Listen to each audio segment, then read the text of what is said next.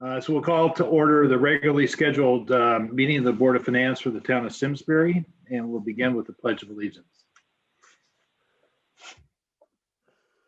I pledge allegiance to the flag of the United States of America and to the republic for which it stands, one nation, under God, indivisible, with liberty and justice for all.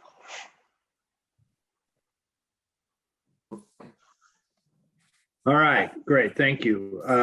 Tonight, our primary and major and almost only business is to hear the presentation of the Board of Selectmen 21-22 budget. And without any further ado, I guess I'll turn this over to, I think, Eric and Sean or Maria, however you guys wish to do that. Thank you. Yep, Eric and Sean will take you through the slides. Okay, great. Hi, Rob. How are we doing? Is everyone able to hear me okay? A little choppy, actually.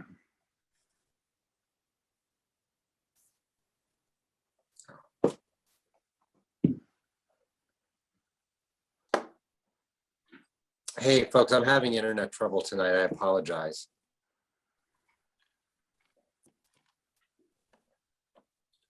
It's okay.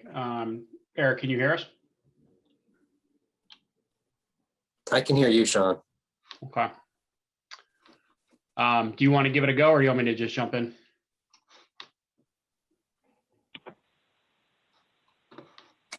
I think we lost him, Sean. We'll take that as I'll jump in. Okay. So we're off script already. Hi, this is Sean from the Board of Selectmen. We had planned on having Eric do the operating budget, and I was going to do the capital, but I'll swing in and do the operating as well. So I believe we have Jackie Batos, Wendy Maxudis, and myself and Eric intermittently tonight. So guys, feel free to jump in and correct me. Obviously, Amy, Maria, Melissa as well, as this is certainly a team effort, a lot of good discussion. A day-long hearing as we traditionally have, a really thoughtful and good amount of presentations and discussions from town staff. A lot of deep thought that's gone into this budget from a planning and department head standpoint. And I think some really good conversations at the board level that's led us here. So looking forward to your questions, your input as we dive right in. So Melissa, are you driving? We'll just go ahead and jump into it. So it should be no surprise. I think these priorities are generally for all of us in town, but as we articulated them through some goal setting sessions, and as we talk about what's important to us from the six of us on the Board of Selectmen, certainly it's public safety, infrastructure, our quality of life in town. Diversity, equity, and inclusion is something that has risen and become even more important on the list. And we thank you for the financial support that you've given recently, and we'll talk further about this evening. Obviously, strong financial management, economic development, our parks and rec, transportation, and fostering an engaged workplace. And I ripped through those pretty quickly, but these three pictures, again, they're not just for show, guys. This is, as you all know, on the Board of Finance, and for the folks at home, this is what we're talking about, right? We're talking about police officers and kids at pools and snowy roads on crummy days when folks need to get out. And obviously what we do here, that's the brass tacks of our town budget. And then we've also been able to deliver what I think our residents expect, which is a really high quality and engaged staff. I think that's led to better outcomes and certainly doing more with less, as we've all tried to make sure that we're not just spending on resources, that we're doing the best we can with our town staff. And then certainly diversity, equity, and inclusion as we all learn, and we're all on a different place with our diversity journeys. We've had some challenging conversations in town recently. We've had some tough conversations with guest speakers, and we're trying to figure out what we want to be, for the next 20 or 30 years. And it's a new and different conversation for us. So part of our budget tonight, we think lays the framework for continuing to move on that journey. Don, if I could just ask where education lies, did you consider education to be for the Board of Education? Or certainly education becomes a significant part of our budget, and we're talking about a budget and capital expenses and so forth. Does that fit under quality of life? Was it not included because it's Board of Education matters, or how do you fit education into our budget? So candidly, Art, we left it because it does not fall under our direct purview on the Board of Selectmen, so we left it for the Board of Education. Certainly, I think we would all agree that that's our number one priority in town, as a community overall. So by no means is it an omission that the Board of Selectmen doesn't care about education, but we felt that that was represented on the Board of Ed side. And these are, when we sat down, one of the things the town manager has brought, Maria has brought, is sitting down and actually quantifying our goals and then ranking them, so that when she formulates the budget, when she looks at spending, her recommendations are aligned with our priorities, and we're lining up so that we're funding projects and efforts and moving the town in a direction that the six of us believe in. So by no means do we not believe in education, but under our direct purview, this is our priorities.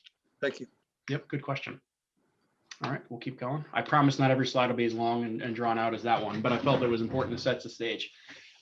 Something that many of you have seen that we think is important to share. We are an anomaly in the state of Connecticut, in the wonderful town of Simsbury. We have experienced 8% cumulative growth over the last 9 years in terms of our population. That has obviously impacted our ability to deliver services as we think about plowing, police, social services, library, and certainly education. And as we've talked about in the past and prioritized budget needs and position needs, a lot of it has been driven by the fact that we do have more residents to serve over the last decade. We can keep going. As we've all talked about and learned, we got some really good surprising news once the grand list was certified, that we are up 2.93%, or 73 million and change, which generates just under 3 million, so that 2.7 million in new revenue. It's broken down here a little bit further, and I believe there was a chart that was passed around earlier today that exemplifies the trend over the last 10 years. But again, it comes from a mix, as you all folks are experts on, from real estate at 1.5. We saw some pretty heavy growth, and it looks like folks bought a lot of new cars. So 6.72% there. And then the personal property, obviously Curaleaf and Tobacco Valley Solar were big drivers of those two large projects coming online with a lot of the personal property. Again, this shows basically, what is it, Amy, a 20-year on the grand list. Obviously, the spikes are the reval years, and then you can see the growth numbers in the in-between. So just to give you a framework for what is the growth in the grand list like over the last 20 years.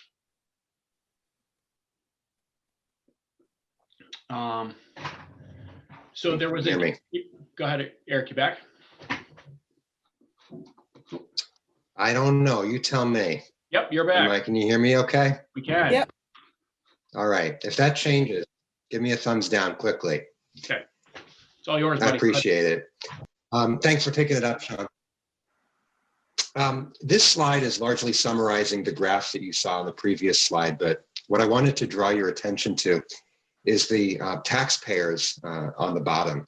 And it's remarkable to me how many of our top 20 taxpayers are different than they were just 3 to 5 years ago. If you look at Tobacco Valley Solar, the Ridge at Talcott Mountain, Anthology, Big Y, Aspen Green. So this again speaks to how our new growth is not only reflected in our grand list, but also in who our largest taxpayers are.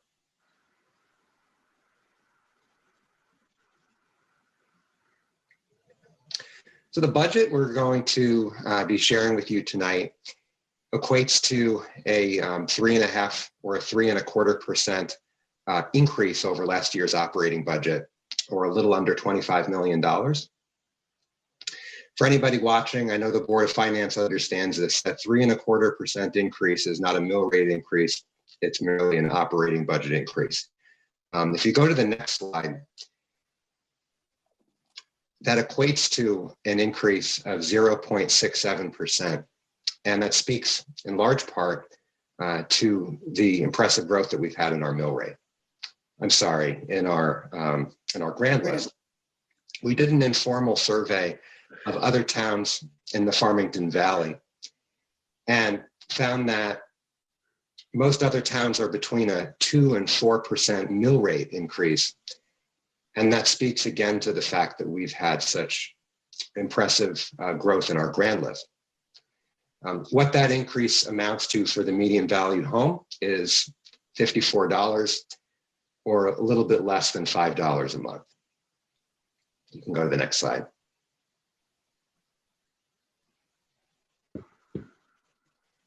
So we look at the budget drivers, contractual salary increases.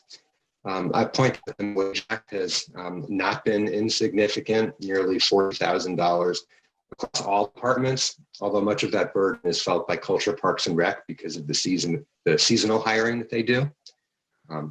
Debt service and pension / OPEB contributions. We'll get to a slide in a little bit that shares the Board of Selectmen's recommendation for where we landed on pension, OPEB, and the mortality tables, but we'll get to that in a moment.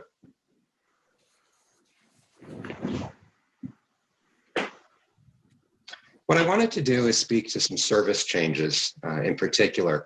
The first one is probably the easiest one to talk to because it's a position that pays for itself multiple times over.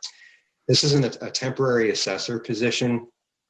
It's estimated that they'd be completing about 1,000 field inspections and allowing the town to realize in excess of $500,000 of additional revenue in the coming year. So really a no-brainer. And also ensuring that all of our residents are paying their fair share of taxes and that we're capturing those tax dollars when people make improvements to their homes, a new deck, a new swimming pool, things like that. The next position is the Parks Facility Maintenance Technician. I just want to point out for anybody watching that nearly $97,000 figure is not the base salary. That's base salary plus all of the benefits. And I wanted to speak a bit to the need of this position. Between the mid-90s and the mid-2000s, the department staffing was reduced from 10 general fund parks positions to just 7. That reduced staffing resulted in things like deferred maintenance, extended downtime in facilities that were in need of repair, a reduction in preventative maintenance, and also fewer regular inspections. Also, over that same time period, we've added a lot of parks to our town, including the Simsbury Meadows, Curtis Park, Terrifield Green, Memorial Park, expanded by 2 ball fields, additional trails for walking and biking, not to mention Hot Brook Landing. And that's not even a complete list. So what we would be envisioning this position would be doing is that they'd be performing repairs, routine maintenance at all of our parks facilities, things like carpentry, electrical, plumbing, HVAC, the ability to work on our irrigation systems. And the benefits from this position is being able to tackle that preventative maintenance, safety inspections, and being able to address some of these things before they become more costly repairs down the road. The park's professional development of $2,500 would include really essential things for our park staff to be able to do their job certifications, including, why am I blanking on the word? Pesticide certifications and things like that. $8,600 for police de-escalation training for our officers. You can go to the next slide. Library materials. So this would be primarily in our children's area for both digital and print at $8,000. And I'm not telling this group anything you don't know, but our library has been just such an important resource during the pandemic, and especially the ability to access those digital materials. I also wanted to speak a bit about the Spirit Council data collection and provide some more context around how that funding would be used. You may recall that the Board of Selectmen this past fall unanimously signed a proclamation declaring racism a public health crisis. Our board believes, as the proclamation states, that the collective prosperity and the well-being of the town depends on equitable access to opportunity for every resident. And the work of the Spirit Council goes beyond issues of race. It's about making sure that all people in our community feel that they're a meaningful part of the community. So religion, gender, sexual orientation, people of various socioeconomic statuses, people with disabilities. So this funding for Spirit Council will allow us to collect qualitative and quantitative data to create a baseline. Some of you know that I'm a certified Lean Six Sigma black belt, and I've seen through my career that you can't prove something. So the end goal is to improve the lives of Simsbury residents, starting with having meaningful data to ensure that we're spending our limited resources in the best possible way. Are folks still hearing me okay? You're cutting in and out. Yeah, and can you talk a little bit Not about, excellent. Okay. can you, Eric, just talk a little bit about what kind of data they're going to collect? I didn't quite follow that. So this is both qualitative and quantitative data. One of the challenges we have is that we have a relatively small minority population, which means that the data that we readily have access to isn't as rich or textured as we would need to be able to really understand the experiences of everyone who lives in our community. As far as like the specific metrics we're working on collecting, that's not something, I don't know if we're prepared to speak to that, but we're working with a couple of firms, Data Haven and Health Equity Solutions, on basically building out a quote or a statement of work to be able to begin to collect such data. Eric, quick question. Any other questions on the Spirit Council piece before I go on? Yes, quick question. Sure. Have you thought about? Yeah, Lisa. In the past, we have done surveys with economic development and the state of our town, and combining them. When we did a senior center survey, we combined it with the town survey. Have you thought about doing a comprehensive survey for efficiencies? That's an excellent idea. I don't know if that's something that had been discussed at the Spirit Council level, but if there'd be, I think I'd want to understand if we were to broaden the scope, what that would do to the price of the work. And I also wouldn't want to lose sight of the specialized work that these firms are being hired to do.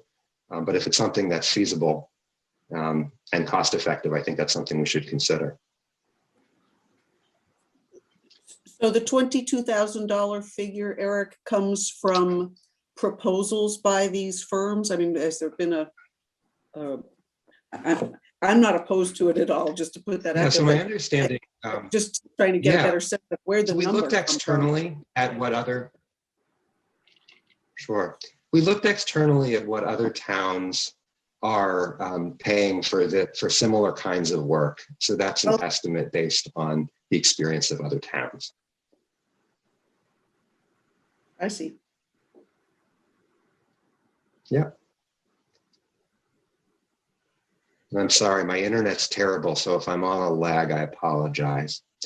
The last piece I'll talk to, this is not directly impacting the general fund, but an increase of $2,000 for Meals on Wheels. We've seen certainly greater food insecurity in our community over the past year, but that $2,000 would be absorbed by the Darling Trust. And next slide. So I wanted to speak briefly to the recommendation of the Board of Selectmen, the assumptions that were based into this budget. So this budget reflects an updated mortality table and also would change the average age. In our discussion last Wednesday, we talked about both the 20 years and 17 years. There were some members of our board who felt more comfortable with the slightly more conservative number. The consensus was to go with 20 years, but at the end of the day, this is a decision that's going to be made by this board. So we just put this assumption in here, but we wanted you to know that there was, some discussion by our board to, perhaps take a more conservative approach if that's what this group wanted to do. And I think at this point, I will turn it over to Sean, who has the capital budget. Thanks, Eric. Rob, I don't know if you want to pause there and do operating questions in addition to what's been asked, or if you just want to go through the capital and then do questions at the end. So up to you, sir. I think we should just go through your presentation and then have it available to come back and ask questions. I think that would be most efficient. Okay. All right. I'll take us through capital. Obviously, lots of projects, lots of different numbers. I'm not going to read off the slide, but again, I'll go through this and then just identify again the different sources. As you folks all know, obviously we've got the larger capital projects, which are generally bonded, grants and or cash. And then we've got CNR, and then underneath CNR, there is the traditional payback method, the 416. Then there is the Capital Reserve Fund, TAR, LOSIP, cash, and all the other ways that we can fund that. So stop me anywhere. Melissa has a chart as well that kind of summarizes it. So maybe we can do that at the end just to summarize it all, Melissa, but if you could just go back to the first slide there, sorry. Obviously, the two big ones are the board of Selectmen did pass on the Latimer renovation project. You'll notice it's on here for the 25.7. Obviously, that's the town share. The rest of it would show up in the grant side. And then the other big project is the Meadowwood acquisition. What the board discussed and tentatively agreed to was potentially a funding scheme of half bonds and then potentially half cash, either out of year-end savings or reserve transfer or other cash in a discussion with you folks. And as you'll see later on, a way to provide capacity in the out years as we look to manage the totality of the overall capital fund. And I should note that the board did, in conjunction, I should say town staff, Amy, Maria, Melissa, Matt, Eric, and myself got together, and the 6-year capital plan was revised pretty extensively in the out years. Not an exercise that we've ever done in the past. We've generally, as you know, focused on the current year only, but in listening to board members here and looking to make sure that we understood and took the gravity of the Latimer project and the long-term impact of it seriously. We did, again, talk to Maria and Matt to make sure that we were stretching deep and hard on what were projects we were sure of, what were projects that might need to be refined, revisited, and then put back either in years that aren't yet on the plan or back at a different number in the later years. So I don't recall if we have a slide particularly on that, but we can go through what was cut as well, just to give you some framework there and what we meant by that. But again, the Meadowwood is the big one from the town side. Latimer is the big one from the Board of Education side. So overall, I think the two top town priorities.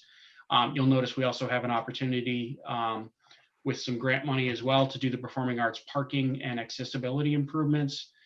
We've got some highway pavement management and sidewalk construction that has been part of our budget process for a number of years now as we've worked to continue to maintain the roads and obviously improve the condition of our sidewalks over a 20-year plan.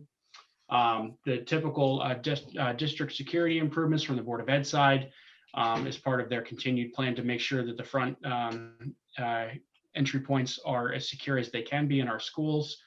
And then do commend the Board of Education. They went back and heard our feedback last year. They came back with a much lower number on the bleachers and the press blocks replacement, which I know was discussed extensively last time, but we did pass that on from the bond capacity standpoint. Sean, quick question on sidewalks. Yes, ma'am. I saw that you guys got a grant. Congratulations on that grant, $600,000 or $800,000 for the north end. Yep. Do we even have staff capacity to do that work plus the 200 maintenance, or is that something that can be reconsidered? Have you thought about that, or are there efficiencies to be gained there that may work in your favor? Great. Good question, Maria. Tom, I don't know if you want to comment on that in particular. Sure, I can start off and then have Tom jump in. Yes, we do think we can manage both projects. They are sort of different projects and scope. So thank you. We were very excited. We did receive over $800,000 in funding to construct another leg of our sidewalk in the North Village area from the intersection essentially of 202 and right in front of the Antonios Plaza all the way up to Dorset Crossing. So some really nice connectivity in that neighborhood. The $200,000, you may recall, this would be the fourth year of the 20-year plan to fully renovate all of our other sidewalks in town and bring all of our ramps into ADA compliance. So we've been allocating $200,000 a year to accomplish that. This particular allocation would largely be used in Terriffill to renovate a number of our sidewalks there. And again, so different projects, different scope. I do think we would have the staff capacity. And Tom, did you want to add anything? Oh yeah, sure. I just, the work that's being done along Route 10 as part of the LOTSIP grant is being designed by an outside consultant. Just because there's such a high level of coordination with the DOT on that one, we made the decision to do that one with an outside consultant. All of the other sidewalk projects that we've done to date, we have done with in-house design staff. So you are correct that it would have been it would not have been a task we would have been able to do using in-house design. Thank you. All right. And then again, you'll see the operating transfers for the 200,000 for pavement management. So the pavement management adds up to the 1.2 million, which you'll see on the overall 6-year CIP. And again, a number of different funding sources. Again, 400,000 below from LOSIP and Town Aid Road. Again, Lisa, great question. And right there, the 810,000 from the LOTSIP grant for the North End Highway construction. Again, a partial funding from the STEEP grant for the parking and accessibility improvements that we've talked about at the PAC. Again, that's the dirt parking lot, right? That we ask folks with mobility challenges to navigate, which is definitely not the way that folks with mobility issues should have to deal with parking down at a premier facility like that. And we're lucky to be able to get some grant money. And again, the partial funding from the state on Latimer. And then my favorite is the berm improvements down at the sewage treatment plant. So good news, this is coming out of the sewage treatment fund and other projects, so not taxpayer funded. But as we need to raise the berm down there, I believe, Tom, by a couple of feet.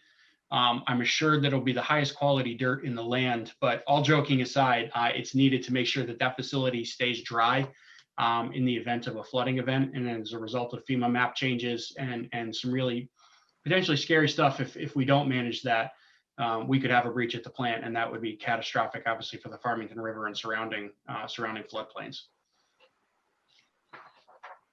We'll keep going. Again, you'll see the rest there in the sewer use fund. And then Tom is continuing with Tony to minimally disrupt our sewer systems. But there's a pretty cool technique if you guys are ever bored and want to talk more about it. But they basically inject into the pipe and put some cool material in there, so it eliminates the need to dig up the whole road and get a lot more pipe done, right, Tom, for a more cost-effective manner. So again, not taxpayer direct dollars, but members of our community having to pay into that fund. We'll keep going. So those are the big capital projects. Just to tie a bow on that, the original CIP that you folks had did include things like Henry James. It included things like a senior center. It included funding for other large capital projects like Drake Hill in 1 year. So Amy, I'm not sure if these guys have the updated one, but the work that was done was to revisit that plan in the entirety in the out years. And again, show you what our priorities are at this point in time with the best of information that we have today that hits that potential new 8% debt guideline, which we'll see later if that's where the board is willing to go. But it shows you how it quote unquote fits. And it wasn't done just to make it fit. It was done to have a hard look. So Matt has agreed with the Board of Ed to go back and reimagine Henry James. It's still very much a priority. But looking at how and exactly how much it would cost to deliver that 6th grade there. We looked at, again, at having a candid conversation about, are we truly prepared to tell you the senior center is 9.8 million right now? I think we need to have some additional discussions as a board about whether that's our actual number. What does that truly get us at this point? And again, it is 5 years out, but it's been removed from the plan at this point, pending revisiting it, reprioritizing it, restructuring it, and then putting it back on next year, not just right necessarily back at the end again. It may go in an out year, but with some more substance around those numbers, if I captured it correctly. Is that right, Maria? The essence of our conversations? Here. I lose everybody? No, Oh, okay. Here. All right, we'll keep going. So- Thumbs up. Thumbs up. Sean? Ma'am. Sean, this is Linda, just interrupt for a second. Yep. You just said you would consider putting the senior center back on the list next year. Maybe at some point later, when we look at the infamous Barbara Pettigene type chart, Yep. I just want to make sure I understand, these things you took off that might come back on later. Is there really going to be room in the capital budget in future years if you've taken them off now in order to be able to fit under the 8% or 7%, whichever we wind up at? How will there be room in the future to do these things that are being eliminated now? It's a great question, Linda, and it's one that I candidly don't have the answer for.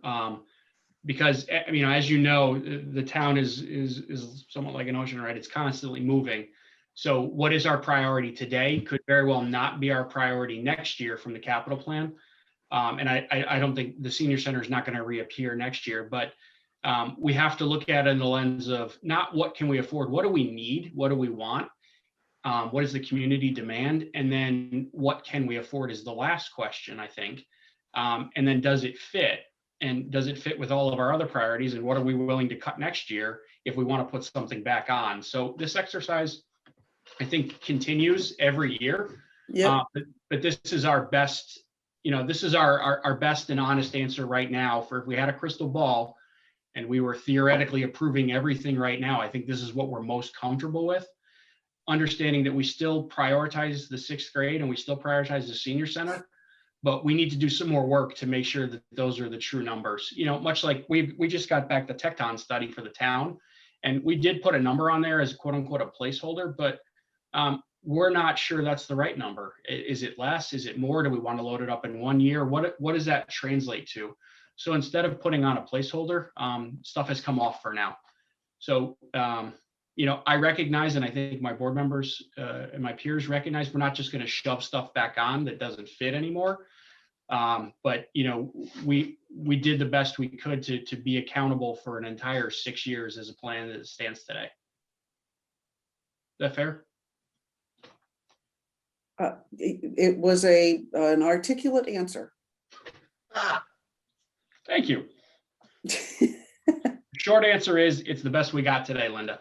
But we do CIP every year, and I know there's never been a CIP that stayed the same year after year in my 10 years here. So, but again, we were asked to pull things out and get as serious and as lean and mean as we could, and I think we met that challenge. So you guys asked for it, and we delivered. From a CNR standpoint, Amy and Maria, correct me if I'm wrong, but these are the traditional payback items. So the traditional payback items being the 416 funded through the operating transfer over 5 years. So you'll see the normal reval number. We've got some computer replacements that are much needed. The maintenance that goes along with our new radio system. Upgrades to Microsoft Office. I believe we're still operating on Office 10. We've got some library terminals that are pretty in dire need of replacement down there. Administrative vehicles for the police department. Obviously the body worn cameras and car cameras that we've talked about. We're putting in a permanent traffic calming initiative, and I commend Tom and his staff for this. They put up a temporary one this past year to make sure that the design was perfected. The fire truck and a bus could get through there. If you're not familiar with this, it's the very dangerous West Mountain Road kind of Y intersection where the folks coming off Notch onto West Mountain have to basically turn almost entirely around to be able to see the folks coming from West Mountain and folks coming at them from the playground. We've already seen, Tom, correct me if I'm wrong here, but a 2 or 3 mile an hour decrease in speed at that intersection through the temporary measure. So that's, or 3 or 4, sorry. So that's almost a 10% drop, I believe, in speed, which is pretty substantial when you're talking about stopping distance and accident avoidance. The feedback from the residents has been good. So this is a permanent installation of, I think, a really creative idea to get that a little bit safer. We've got the 1-ton truck, which folks are anticipated, or excuse me, are used to seeing. And in the interest of pinching pennies, we anticipate getting 12.5 back on a trade-in.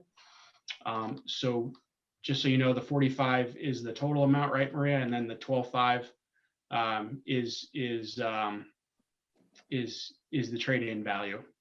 It would be 45 plus the trade-in value for the total purchase. Yeah, Yep. for the total Sorry, purchase I said price. it wrong. Yep. That's all right. You're close. The 52, excuse me. So what is that? That's 57.5 would be what the truck costs. And just real quick, Sean, that's the truck That's not right. and all the plow and everything else with it. Correct. Yeah, the 45 is the full amount, and then when you would back out in the CNR plan, you'll see a funding source called anticipated traded value, and that's the secondary, the second piece of the funding there. So the general fund contribution is 45 less 12.5. Once again, folks, why we love our professional management. Yeah, I'm confused. I stand corrected. I stand corrected. I don't have my handy chart in front of me. I'm so sorry. I stand corrected. Thank you, Melissa. So Melissa, why don't you bring up that chart? The truck is The chart is helpful. 32.5, the net Correct. cost of the truck. Correct. Should we go ahead and pull up the chart, Sean? If you could, please, 'cause Yeah. that keeps me straight. And Me too.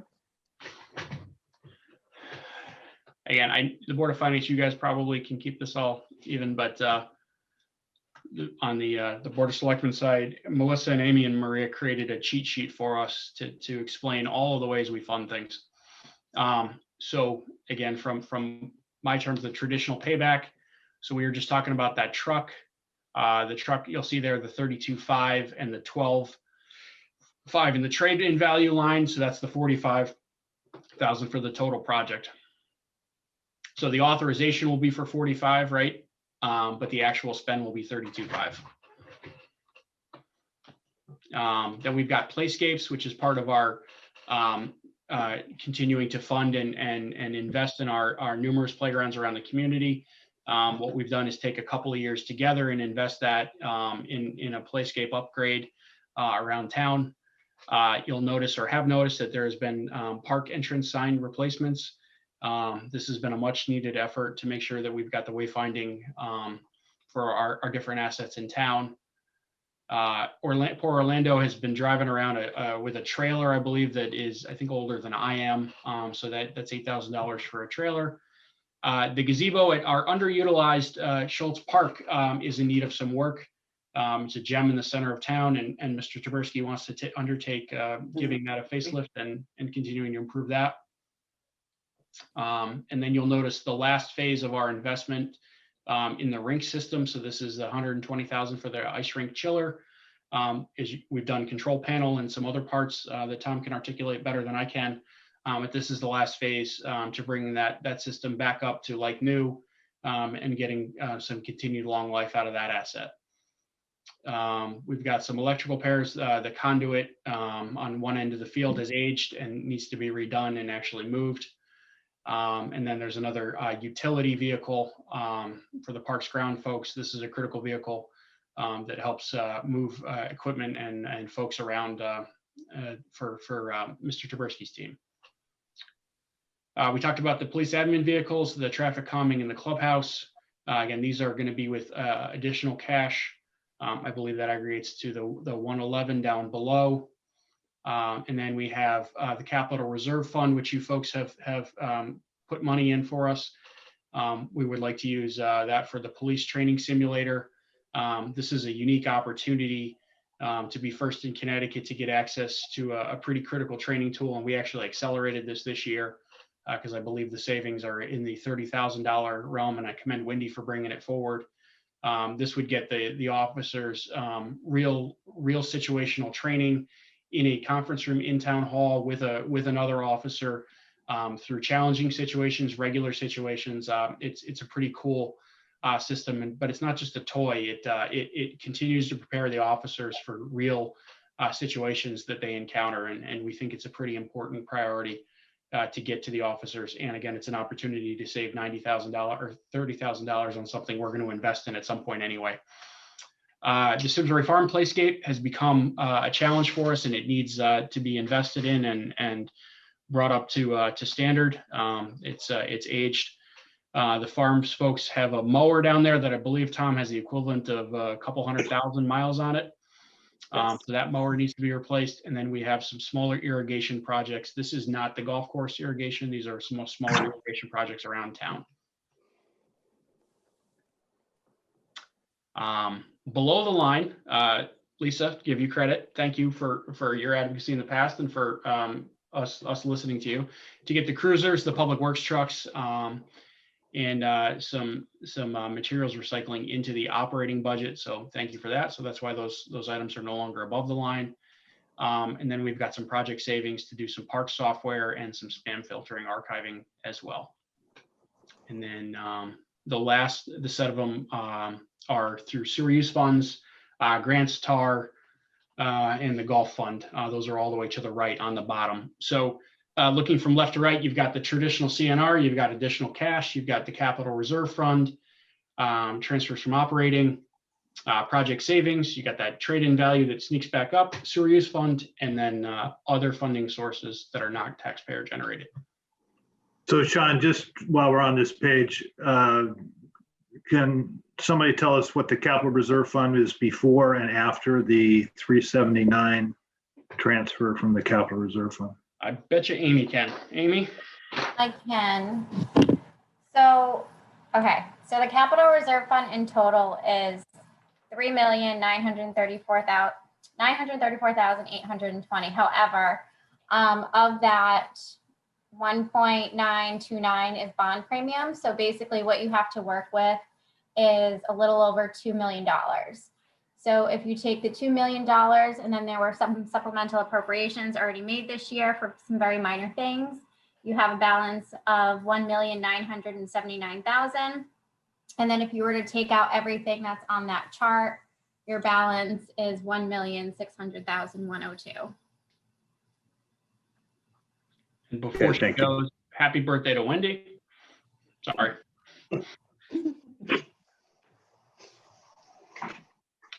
So this is the totality of the non-CIP spend, which is all encompassing under the CNR. But again, I commend town staff for creating a really simple way for folks like me to be able to articulate which account is it coming from, so that I'm able to make sense of it. So.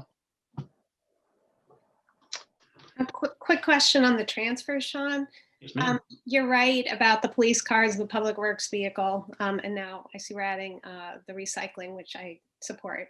But so that's technically a transfer tied to the operating budget, and the reason why we did that is it protects it. But Maria, just if you could speak to, you didn't include that, as I understand it, in the letter you gave to us as part of the operating budget. Can you just clarify that, if I'm not understanding? I don't think I'm understanding your question in regards to. Yeah, so I have your letter, and you said the Board of Selectmen budget for the town, excluding cash for capital, debt service, and operating transfers. And that's an operating transfer that's part of the generally the Board of Selectmen budgets. I wasn't sure what you meant by that and why you didn't include that, or maybe I have it wrong. Yeah, no, and Amy can correct me, but if I'm incorrect about this, but my understanding is that anything that would be a general fund, transfer to something like the CNR is reflected in our town budget. So debt service would be different, generally. But no, I believe that those three numbers are included in the town budget. Is that correct, Amy? Partially. So debt service and cash for capital are included as part of the town budget. Right. The CNR is included as part of the town manager / Board of Selectmen budget. I think when you just did your you did your manager's report, you just pulled it from that top line. Yep. Instead of like the third line down. So Lisa, I know you can't see this far away, but if you go to the police tab in the budget book, the very last one says CNR police vehicles, and it shows the 148,050 Yes, correct. as part of the town manager's proposed budget. Yes, that's why I was curious about the not included as part of the town budgets. I just wanted clarity there, but that's as I think it should be. So thank you for verifying that. Yep. So I think a lot of years of confusing conversations and hard work by, Lisa, by Maria, by Amy, by both boards here to kind of get this into a good place. And I think these are our articulate our priorities as a board and prioritize our highest capital needs, both small and large at this point. So if you looked at the aggregate total project, 1,868,758 for the 21-22 budget, how does that compare for the current year's budget? It's a good question. I believe, Maria, you and your team have looked extensively at what's the annual need from both a large and a small capital standpoint. And I believe this is in the realm of what is needed to maintain our capital assets, correct? Right. We did do a pretty extensive analysis to really look at, over the next 6 years, what our CNR needs would be. And, I know we've been talking about this for several years now, that we just simply we're not budgeting enough in cash to really cover those needs. So then what ends up happening is we keep pushing items out, we push items out, we push items out. So there were certainly, a number of hard choices that, we had to make this year, and, pushed a number of, again, our smaller capital needs out just simply because we don't have the cash. I'm so sorry, we didn't include this number for you in the slide, and I can look it up on my computer to see what that average. We did an averaging of the needs both with and without the sewer fund to see essentially what those 6-year CNR needs would be, and it is a fairly large number. And I can look that up for you and come back with that. Well, we'll get an opportunity to do that. I think when we go to Amy's very robust model and budget modeling and CNR. So let's come back to that in a minute. Yeah, and just Rob, to answer your question directly, obviously the column on the left is equal to prior year. I believe the additional cash number is down because I believe we used more cash last year. I thought this is what Amy, is that not right? It's pretty much the same as last year. There's like a few $1,000 increase on the police vehicles because of the market. And then I think like the 111 was like 110 and change last year. It's almost flat. It's a slight increase. All right, I was mistaken. I thought we had done a different mix of capital and cash last year. Just ballpark, how much did we take out of the capital reserve fund last year? I think you included what we're taking out this year. We didn't have the capital reserve fund last year. Okay.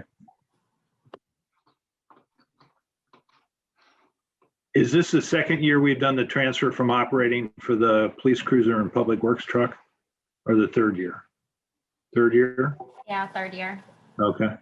So that's getting to be standard. And the grants, the TAR, the DAR, the fund, those things are comparable to previous years? All right, so same thing. Let's wait till we get to the workbook, because I want to. I think one of the things we want to be sure we talk about tonight is, although we traditionally focus almost exclusively on this next upcoming budget, I think one of the things we've learned in this process of both the long-range plan for capital for the Board of Education and the project that the town is undertaking for capital needs is that we have to really take the longer view and look at how these projects, some of which have very large price tags, impact both our capacity for the taxpayers to pay for debt service, the policies that we have, and all the rest of that. Is a big topic for that goes back years and started with our tri-board. So I appreciate that we are going to do that. I think we'll have a chance to go into that just a little deeper here soon as we move forward. Okay. Melissa, if you want to jump back to the slides, if you don't mind. I think this is the one you guys are probably all waiting for, slide 20. Linda, as you correctly pointed out, the Barbara Pettigene slide.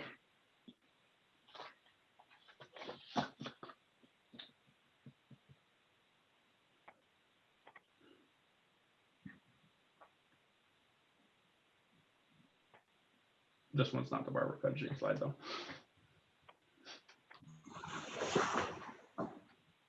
There it is. Amy, you're probably best positioned to go through this one if you want to take that. So just like in prior years, this black line here, oh, I'm pointing with my mouse and I don't have control. The black line that you're seeing is our existing debt. The striped bar above it is our cash contribution.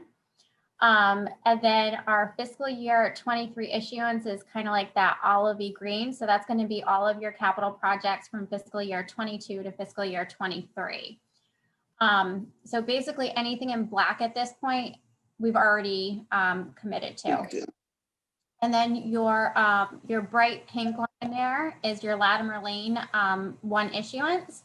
And then the light pink is going to be the Latimer Lane, the 2nd issuance. So if you recall, like we did with the Henry James project, although it is one project, the project takes a year or 2 before it's completed.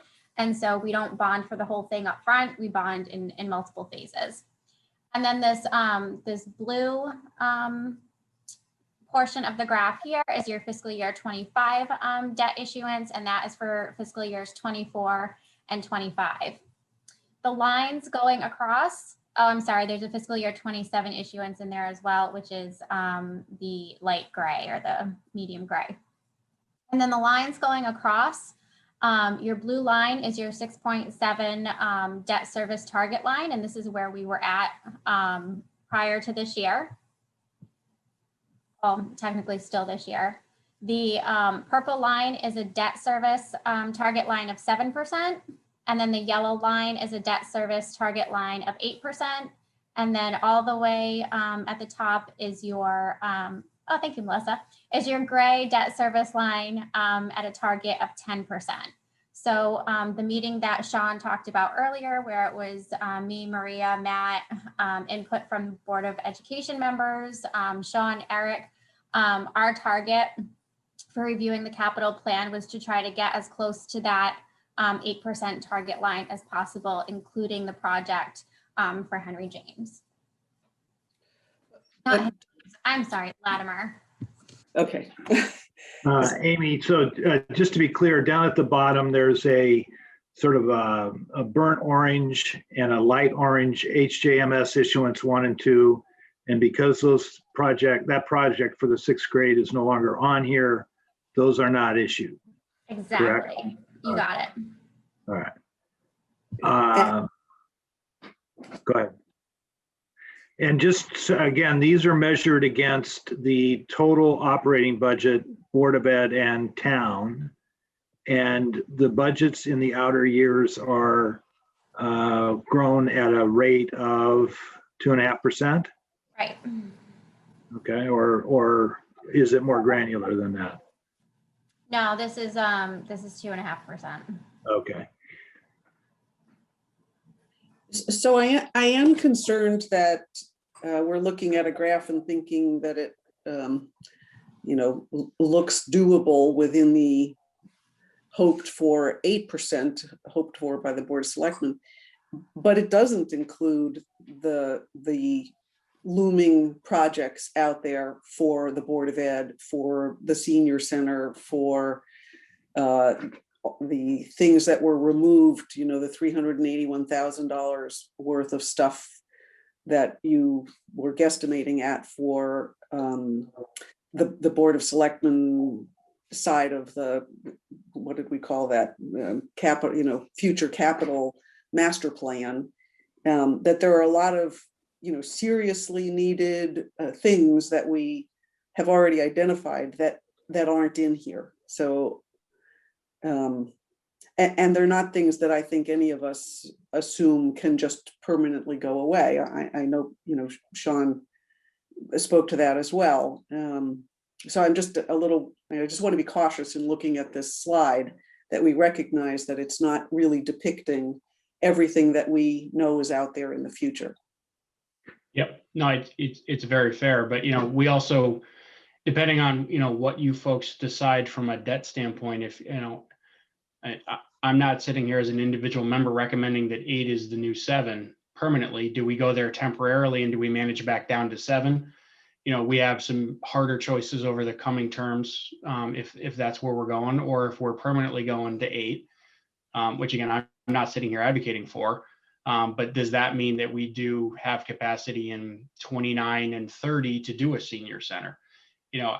I understand that by voting for Latimer, we've eliminated the ability in the near term to do a senior center, Linda, or to do Henry James. And I think the Board of Ed came to that realization that in 3 or 4 years, Henry James is just simply not possible from a funding standpoint. So they're going back and revisiting it with the understanding that when it is a priority, what's the number, and then where does it fit in with the overall town priorities? Things that weren't cut were things like roofs at the schools that are absolutely needed, but the athletics were revisited by Matt, and he understands that we need to do roofs before we do fields. Yeah. That concept's not lost on anybody here. So the message of we're going to live in lean debt times and lean capital times because of the decision this year is loud and clear. So I can say for myself, I'm not going to come back to you next year and say, all right, Linda, now I want a $10 million senior center. It doesn't fit, with 7% until 32, right? Or 33. And it doesn't fit in 8% until, 30 or 31. So I understand that's the reality. Amy, can you just summarize the bonding terms for the 2 Latimer Lane issuance, just so we have that for the public as well? Oh, yes, good point. So typically for the school projects, the Board of Finance has allowed a 15-year term. This is based on a 20-year term to get it as low as possible. The remaining projects are all consistent with the past of a 10-year term. Okay, thank you. Rob, can I just say a word? Yeah, please. First of all, thank you for going to the Board of Selectmen for going back and redoing this with the Board of Education. I know that that's a hard job to do. For the public who may not know what a CIP is, it's a capital improvement plan. And that's really a plan that requires us as local officials to forecast and plan for capital needs before we decide to fund them. It's a planning tool. And what we did in January is work with our bond advisor in terms of what the town can afford. And we looked at a number of metrics. So if people are interested in seeing how we determined it, it wasn't just we picked a number out of the air. This is based on best practice, economic modeling, and the advice of our bond advisor.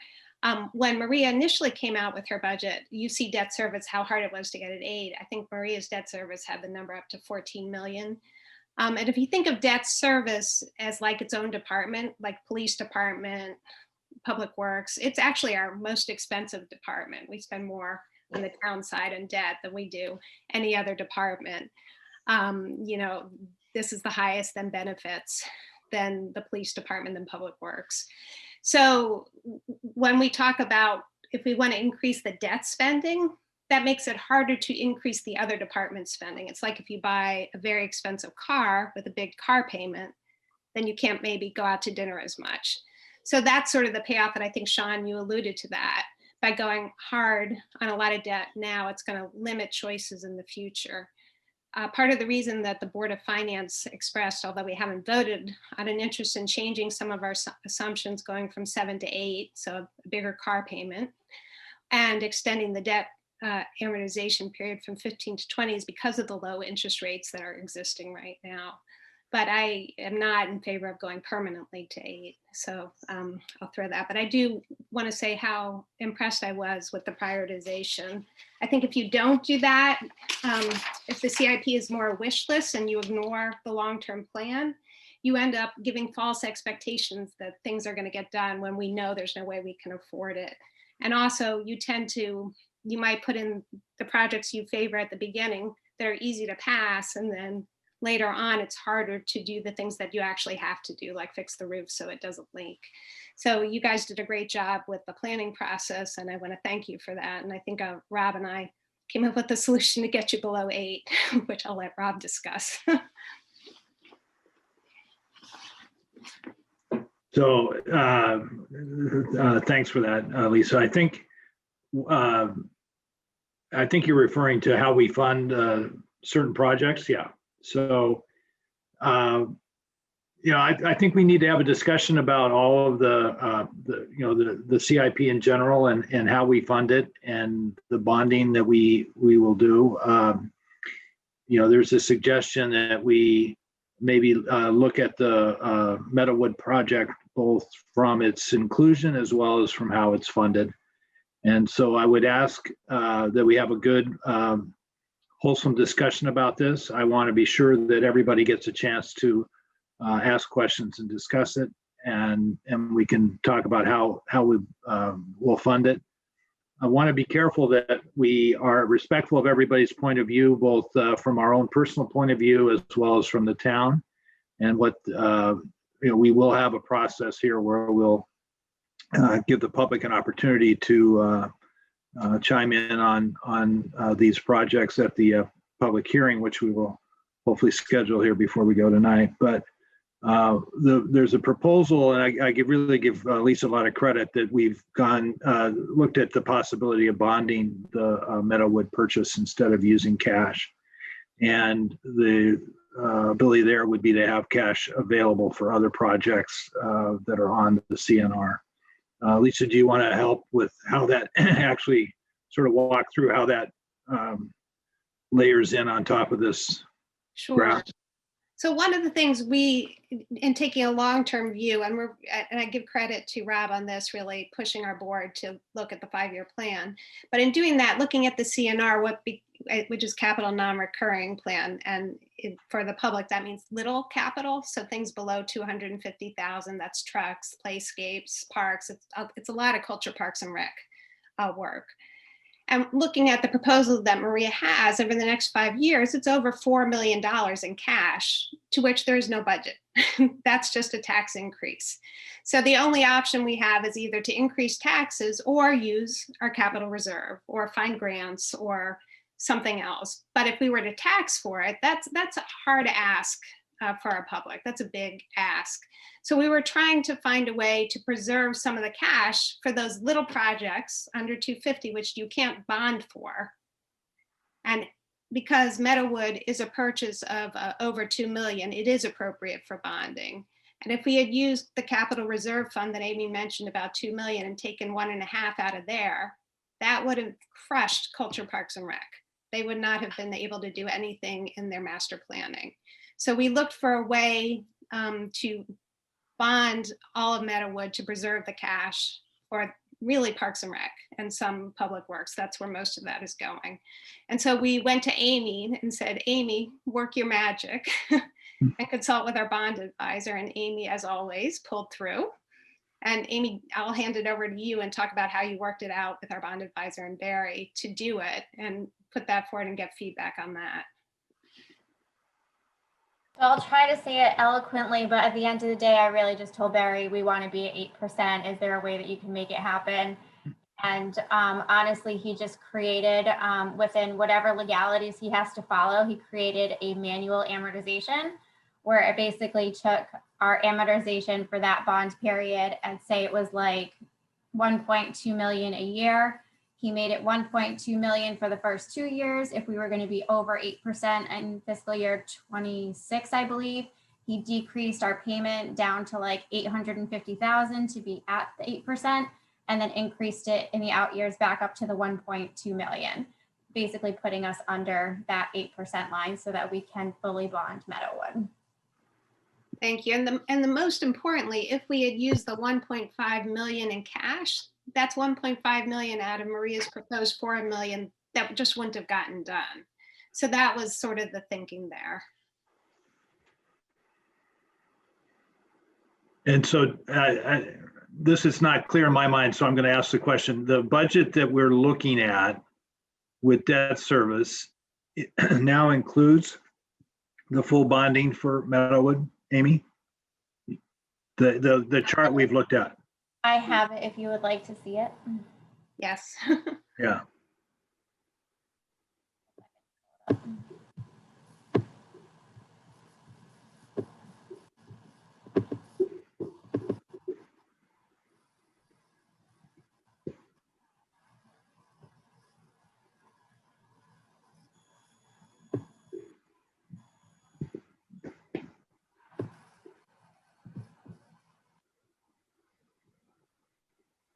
Okay, so here's the issuance. That includes Meadowood.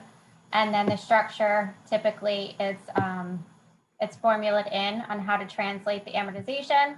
So like I was telling you here, he basically took the principal payment and adjusted it. And then in the year where we were going to go over, he adjusted it down, and then we're right back up to where we should be. So then based on that change, we are under the 8% in fiscal year 26, which was the spike year. And we preserved 1.5 million for cash for capital, or the CNR. Right. Greatly appreciate that. Thank you. Very creative. Yeah. So, but can I just interject? So this leaves us absolutely no room for any of the projects that have been taken off. So all of the. It doesn't, yeah, it doesn't change the that. master plan issue. Right. So. No, that's right. Yeah.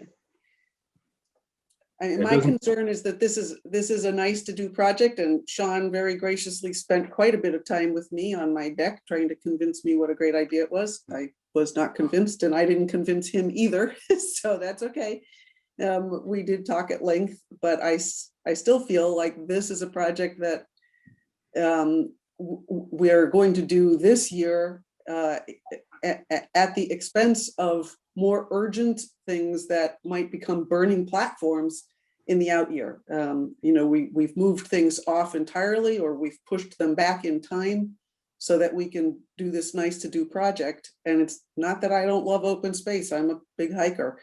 But there are, aside from many policy issues where I disagree with this, I'm very concerned about us choosing to do a project like this at the expense of things that are going to become burning platforms. And you will inevitably come back to us and say, oh, but we have to have the money for this or this or that, because it's going to blow up, and we'll already be at the 8% and not be able to do it. Or we'll have to, and we'll blow through the 8%. Linda makes a good point. When we just talk about 8% is a tax increase.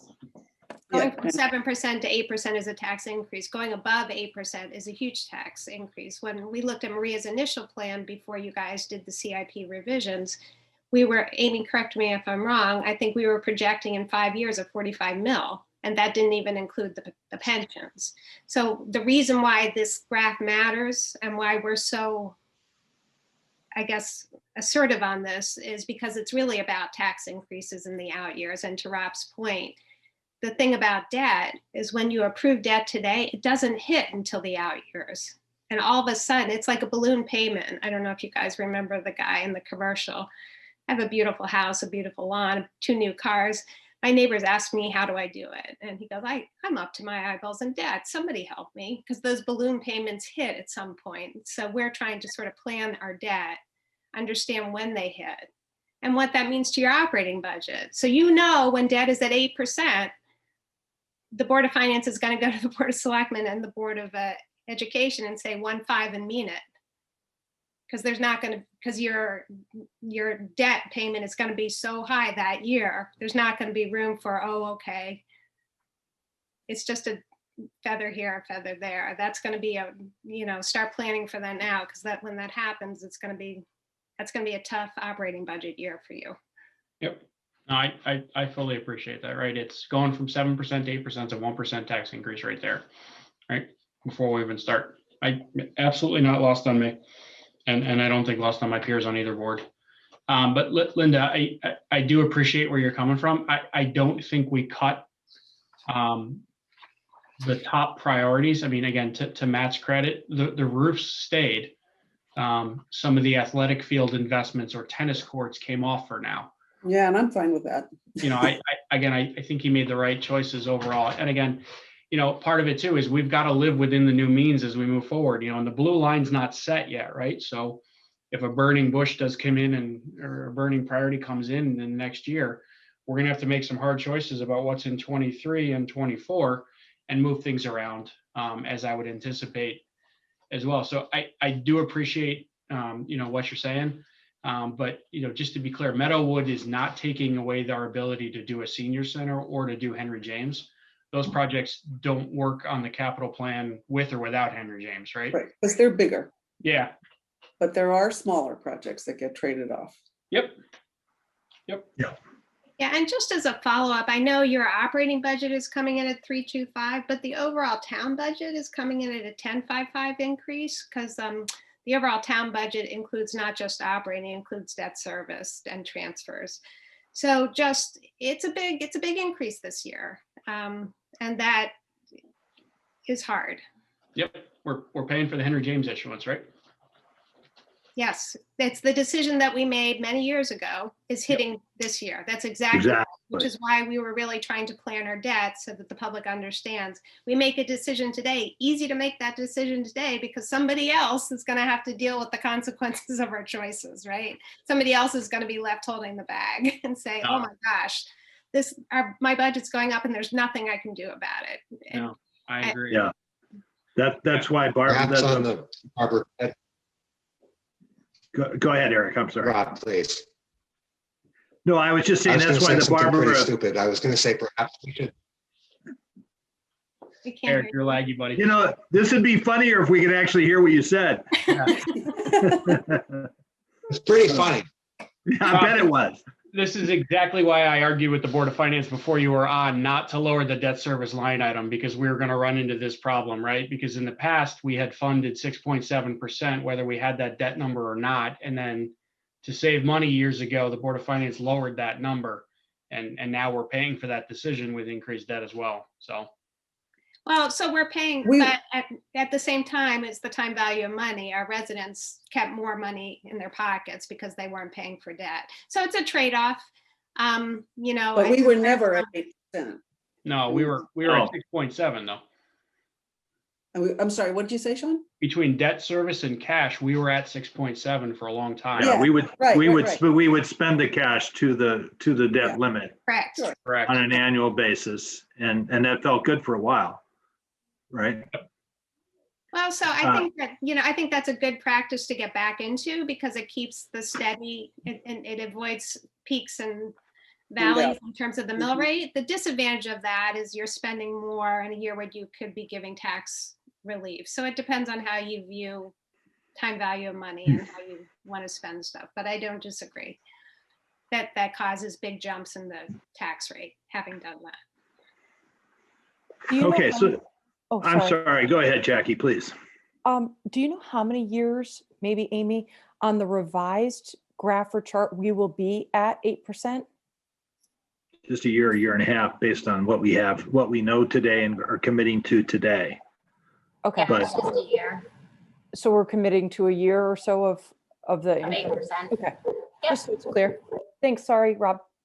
No, I think that's the crux of it though, Jackie. You're not asking the real question, which is once we get to 8%, will we have the discipline collectively Right. today and for all future boards to go back to where we need to be until the next big one comes where we'll have to compromise again.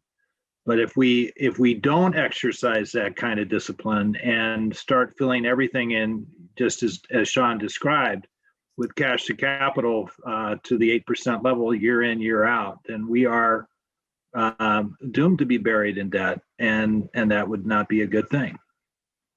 I'll just point out one of the things that has me just a little bit concerned, except that interest rates are so low, is we just got our S&P rating. And a couple of things they highlighted was our aggressive amortization periods. And so we're extending it. Our conservative debt service projections, and now we're increasing it. And we're taking on more debt, and we're making decisions today that our children are going to be paying for, both in the pension debt and in this debt. And so it is a little bit, as Rob knows, it's been hard for me to move closer to this. He tells me.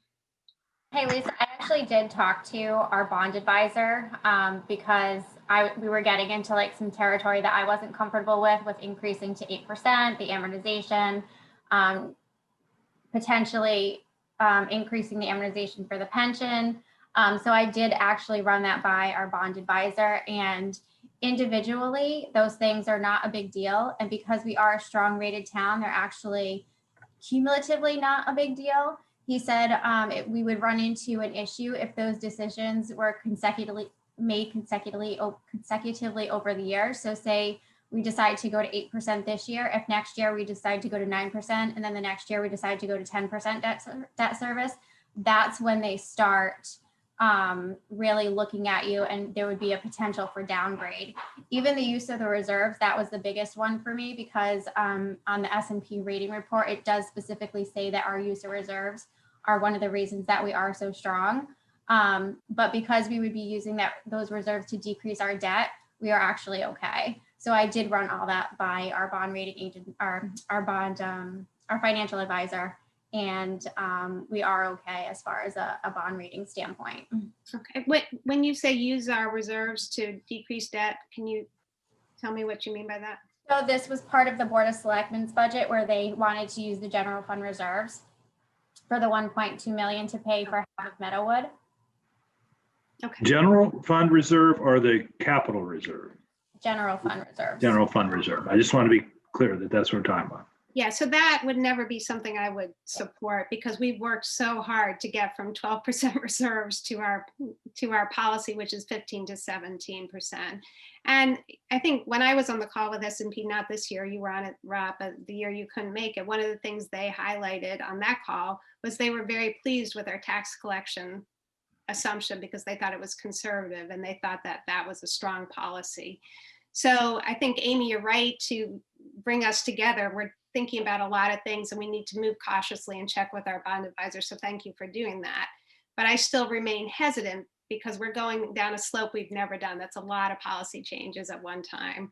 But thank you for checking on that. And like I said, I was convinced by Barry's pointing out that interest rates are almost historically low. So doing this is not the same as a 20-year bond at a much higher interest rate. But I'm going to tell you, I have reservations, and particularly about the pension. Okay, so any other comments from the Board of Finance or the Board of Selectmen relative? Are we through all your slides, Eric and Sean? Okay. So I want to put some structure around what we need to do tonight and see if we can, where we can get to. So there are a handful of things that we need to discuss, sort of finalize and crystallize in terms of the final budgets that will be presented first to the public hearing and then ultimately to the referendum. And so let's start with there are two or three elephants in the room. The first is the pension fund, the pension assumptions that we're going to ask both the Board of Ed and the Board of Selectmen to put into their budgets. And so I appreciate that the Board of Selectmen recommended the changes.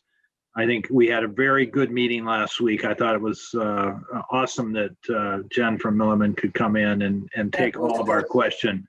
Very, very helpful to me, because I had some biases about some of the things that were being discussed as changes. And I think she was very crisp on sort of the order of magnitude of things that we could do and what was most important to keep or to change. So I don't think anybody's arguing not to adopt the new mortality tables. I can't come up with a single argument for keeping those. Shout out to Chris Peterson, who's in the business to bring us back, center us on the fact that, the tables of how long people lived from the, late 1990s to today continue to change. So I think everybody's on that page. The second thing is the amortization period. At first, I thought this was sort of a trick. I don't like tricks, but I thought she was very clear that this was something that we could and should do. But my recommendation, and I've discussed this with Lisa and a couple of the board members, is that we use 17 instead of 20. And that we would start that immediately with this 21-22 budget. The other thing we heard loud and clear, which was a little bit frightening, was that the target for our ultimate investment rate isn't the 6.5 we've been trying to get to. It's 6.25, and it's actually 6.1. Was where she wants us to go. So I recommend that we we do the mortality rate, we do the change to 17-year amortization this year, and then the following year and for 4 years, we go down 1/8 of a point from 675 to get to 6.25. And again, we're committing for boards in the future, but I think we need the discipline to do this to get to a place we need to be. And it will take, and I think she indicated that that was a good approach, again, that Jen said, in terms of being on a path to where we want to be. We're going to have to stick to it. We started this process before, and then we took ourselves off due to COVID last year. And I think that was a rational thing to do. And in essence, we're giving ourselves a pass this year too. But I think that's what I would recommend. Is there any discussion on that? Anyone else have an opinion? Or I do. First of all, thank you, Rob, for doing that. And also for shocking, Lisa. I know. Thank you for taking the initiative and analyzing that. I really appreciate that. I thought you did a great job. So 2 things. One, the 4-year plan has some of the lowering the interest assumption at a time when we're peaking at debt.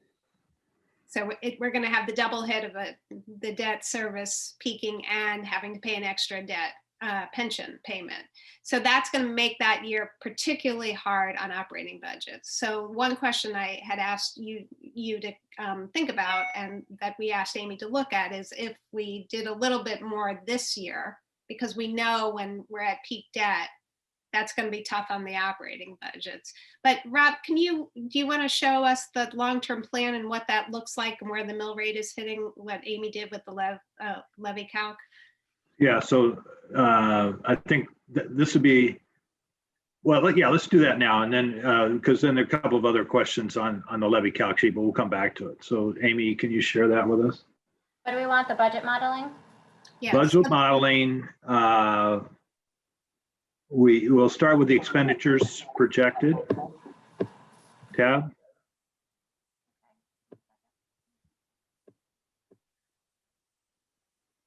And I don't know if CCM still does awards, but if they do, I cannot strongly recommend enough. We need to nominate Amy for this modeling she's put together. It is phenomenal, and I think we should think about selling it to other towns because it's so good. And I know it's complicated, but really kudos. And if CCM is still doing the nominations, I hope that we will nominate her for one of these awards. That's a Any nice chance you can suggestion. make that any bigger? For old eyes? Oh, thank you. Much better. Okay, so Amy, why don't you let's go down to the pension area, which is on line down 537-ish. Oh, on the expenditure side. Yep. Yeah, on the expenditures projected.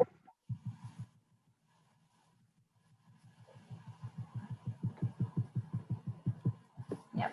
So it's highlighted in yellow. Yeah, so what did you use did you use the Rob method for this? Yes, I use the Rob method. It's at Okay. 17-year amortization. Okay. So I'm trying to figure out the best way to show the impact of this, but can we the only difference between this let's see. So you layered in the reduction in 23, 24, 25, and 26? Yes. So Okay. is the 17-year amortization with the updated mortality tables. This is going down in fiscal year 23 to 6.625 and Yeah. 24 to 6.5, and then So so the real question, so the real impact here is that the pension expense goes up in each of the 4 subsequent years. It goes, and it also goes up in the 22 because it's 17 versus 20. What's the impact of the 17 versus 20 in 2020 and the budget we're working on right now? Ballpark. So the 20-year amortization is actually a slight decrease. And then so it's basically no impact for the 20-year amortization. And then for the 17-year amortization, it's a 0.11 increase in mills or $24 for the median home taxpayer. What is the total dollar, Amy, increase? The total dollar is about 300,000. And if we did 15 years, what would the total dollar be? If we did 15 years, it's about 580,000. And that's how much a mill? That's 0.21 increase.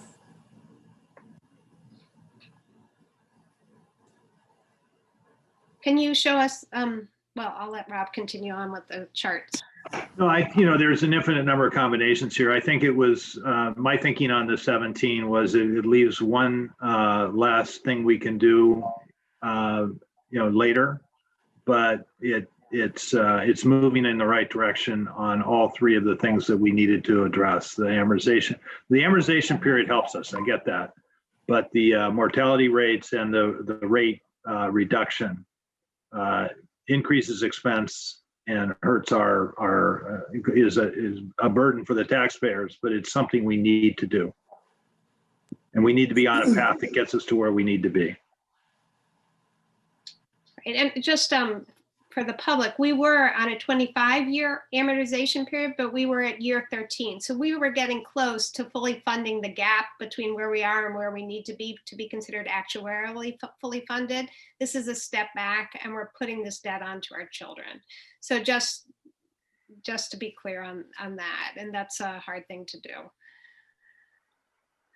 But the key is, I think Rob is right. I mean, it gives us an opportunity to do this again in the future, but we don't want to be in the position where every year we say, okay, we're year 19 of a 20-year amortization. Let's do another re-amortization for 20 years, because then you will never. Rolling does that. Then you're not really amortizing. You're just pushing everything out in the future. Yes, exactly. Now, there is one other topic here, and I'll tee this up, and then others on the Board of Finance can mention. But one of the things that Jen did say last week was that you can do this amortization because you're nearing the end of your obligation because you're adding fewer people, or your employees are moving mostly to defined contribution plans.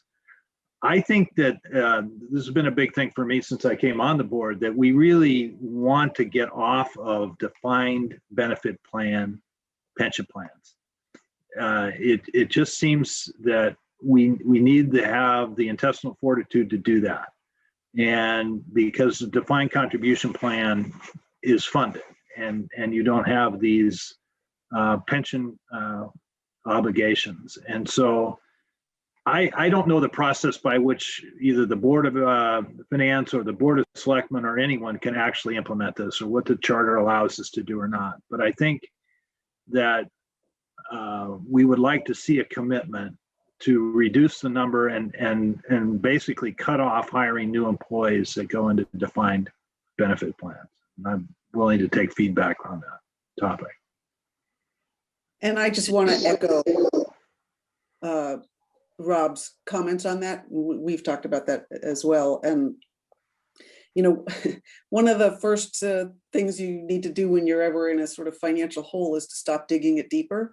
And, I think that's one way to stop digging it deeper is stop, looking at additional debt for the pensions.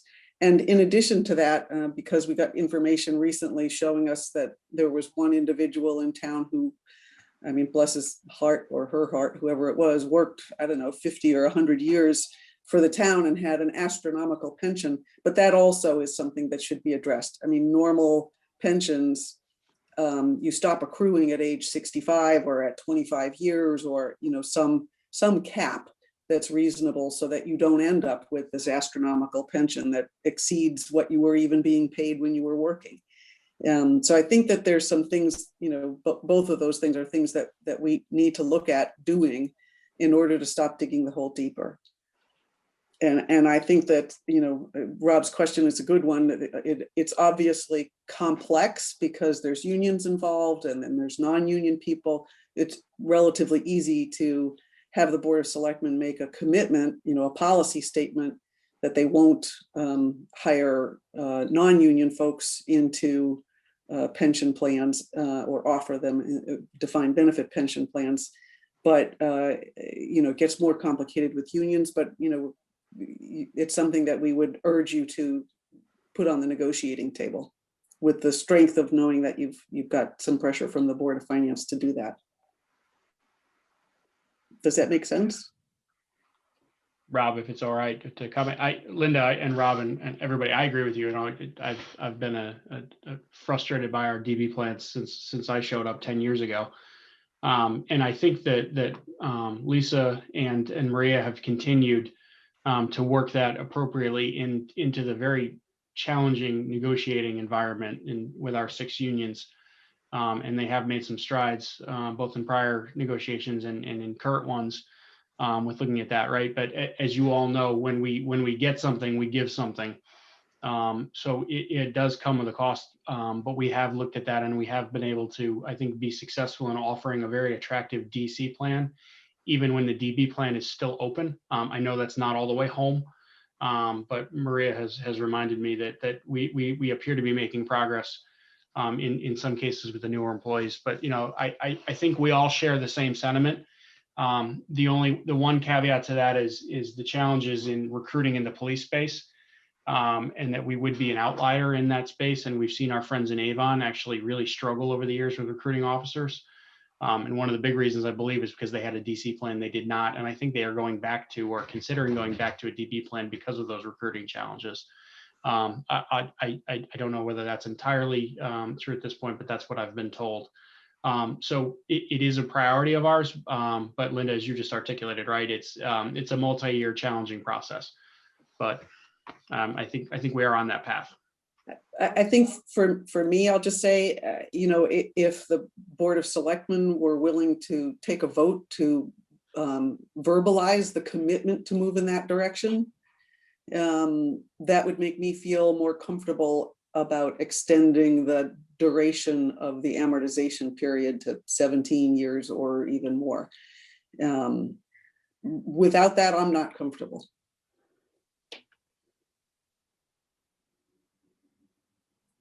One of the things, first of all, Sean, thank you. I know I've worked with you on this for really a decade at this point. Yep. And I do appreciate how hard change comes. But there are a couple things, we can start to focus on that are easier to do. Like, we know what our median pension is, so you could negotiate a cap so that you don't have the outlier. And most people will be unaffected at all, but it prevents the spike where the one person is available. You could do, obviously, to our unions, very appreciative of all you do. And nobody's saying take away things you've earned. This would be about people who have not yet earned a pension or, young in their career. And, the cap is you stop accumulating at 65, no harm, no foul. You haven't lost anything. So there are ways to do it so that we're very respectful of the unions and the things that they've done. And it's not about not loving them or not caring about them, but it's about what we can afford. But also being fair to them. So we appreciate that they work hard, and we want to make sure that they have a fair situation, but with the recognition that their retirement is coming from the pockets of the residents. So there's not, then that's the nature of government. It's not a profit-making machine. So it's the balance, but there are things we can do pretty quickly to avoid it. And one of the things the Boston Fed Bank pointed out is part of the reason is this is so hard. In the 1990s, the safe rate of return, which was the treasuries, and what you actually earned, the difference between the two was little. So you wouldn't have these volatilities and returns. But today, the safe rate of return is really under 2%. and our pension investment is at 6.5, and we're not hitting it, which is why the spikes are so huge right now. So it's a different world. The pensions are harder to fund these days in a safe way. So there's a push to be more aggressive to meet your target, which is partly why our actuaries or Milliman rather is actually asking us to get it down, is that will help reduce some of the volatility. And that's for our unions, that's why we're really pushing that, because the world has changed. But we are respectful of our unions and grateful for all they do. And nobody is suggesting taking away anything. No, that's Okay. Okay, Linda, it's Chris Peterson. Hi, good evening, folks. Just wanted to just chime in if you don't mind. You have my conviction around the same concerns. Living in parallel with you. So as a board selectman, I want to eliminate the contribution plans going forward. That would be my strategic desire. Certain that's only as it is stated for new entrants. We have to make difficult decisions. We have to make a strategic change. How we manage. We have to remember that form of retirement is anachronistic. It doesn't exist in any of the private sector in any meaningful way anymore. We all had to make the difficult decisions and change over ourselves and away from those and start funding our own retirements. And really, we also have to think about it from the perspective that the taxpayers of this town are the ones who pay for those contributions ultimately. And I would bet that 99% of those taxpayers do not have that same form of retirement plan afforded to them. So again, it's about the future, and you have my commitment that that's something a desire that I would push to change respectfully for the parties that would be affected. Thank you, Chris. Thank you, guys. Thank you, Chris. Okay, so I'm sorry, Jackie, it's like the third time I've done that. Go ahead. That's okay. Linda, are you saying we don't have a cap? Do we not have a?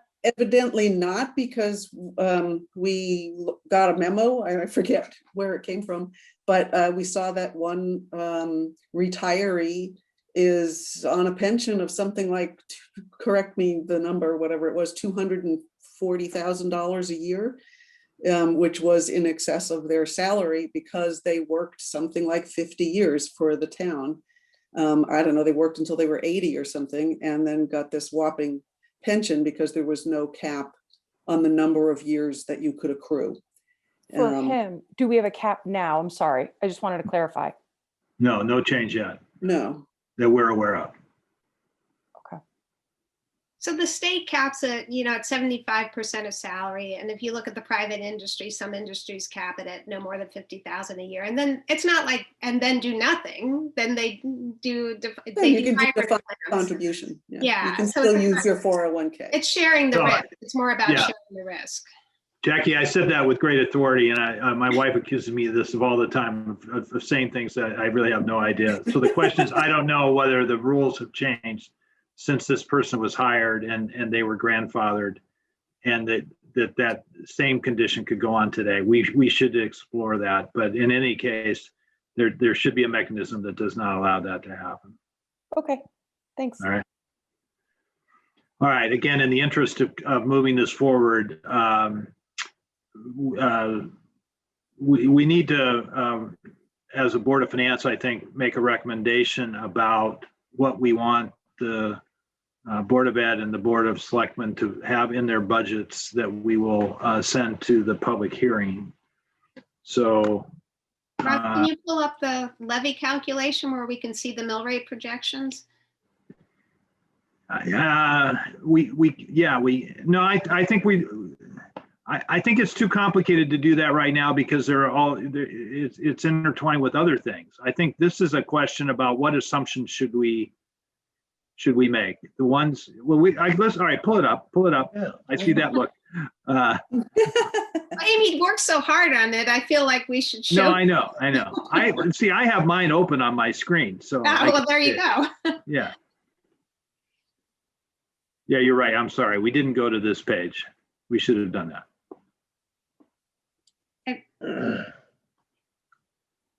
So, and Amy, can you talk about the assumptions that are in this? Because you worked so hard on it, and it really shows where we're headed with the mill rate over time. And this has Rob's proposal in it. Correct. So basically I took each line item and did an increase of about 1.5%. We know that some will increase, some won't increase. I took our average increase for salaries at about 3.15, utilities about 4%, and health insurance about 4%. So just some conservative estimates from year to year. And then I just took them year over year. For revenues, pretty much everything remained flat, just to be conservative, with the exception of the charges for services to the BOE, where they're paying a portion of the salaries. And then everything is just linked up here. So this is the town operating, the school operating. I believe I did it 2.5%. We already talked about the pension. I put in what our CNR payback is. And then here is the capital and the CNR, which is linked to the most recent capital plan that Melissa had put together for us. And then our debt service is based on the projected debt service based on the current capital plan that the Board of Selectmen just did. So then that, and then you have your anticipated revenues. This is half of the Meadowwood when we were going to use general fund reserves, but that will likely be changed to bonding to get to our total anticipated revenues. And then this is our net expenditures, which is what we have to then collect taxes on. So then it's just done year over year through fiscal year 26.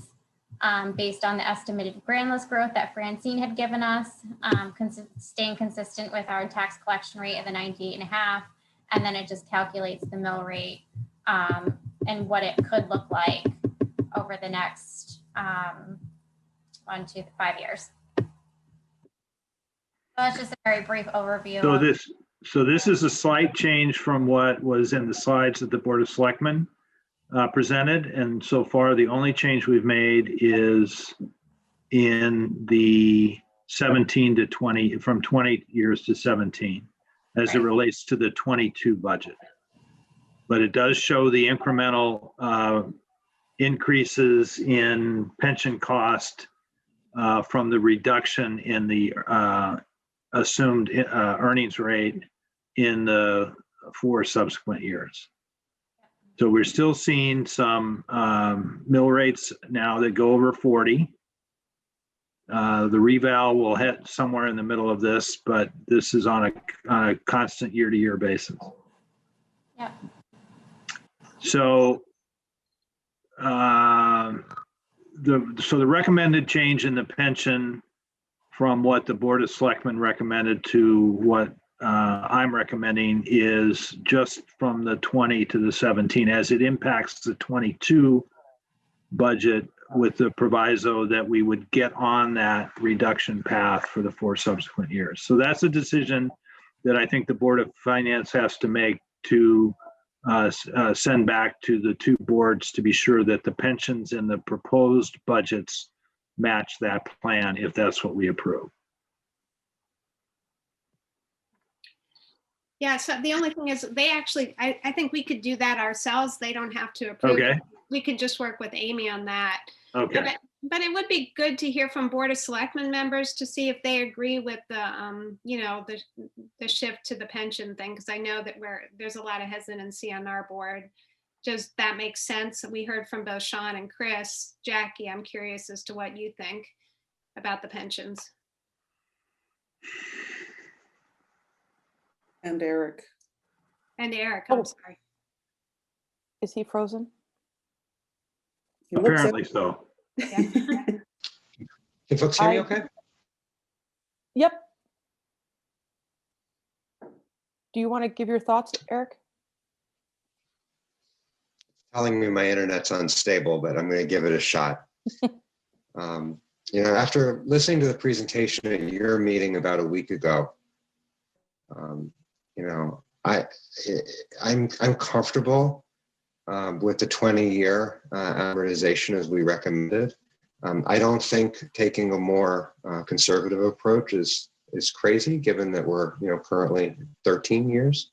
But, you know, given the impact to the mill rate, that's where my comfort level was, staying closer to 20. I was actually I'm interested in that, of course, your opinion on all things, but I'm interested in where you are with pension versus defined contribution. And putting a cap. Oh, I'm so sorry. You know, I hesitate discussing, you know, collective bargaining type things like this in open session, but of course, you know, we want to take steps to make sure that people aren't receiving exorbitant pensions.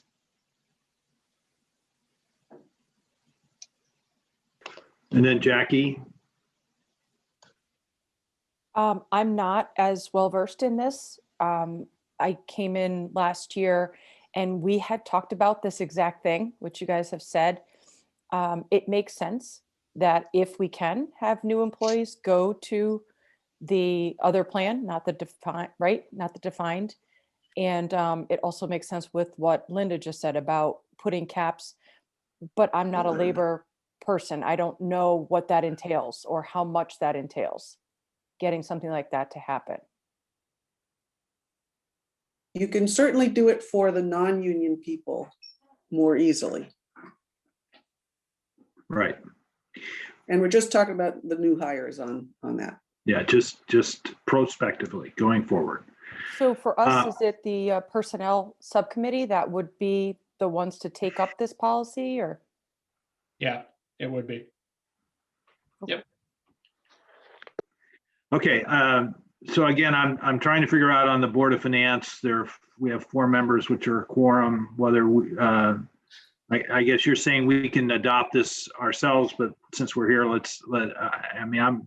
I can't make a proposal. I'm looking for a proposal relative to the assumptions for the pension plan that we want to direct to the Board of Selectmen and the Board of Ed. Right now, the Board of Selectmen is recommended for both for yourself and the Board of Ed, or just for yourselves. I'm a little confused on that myself, but that we use the 20-year amort and the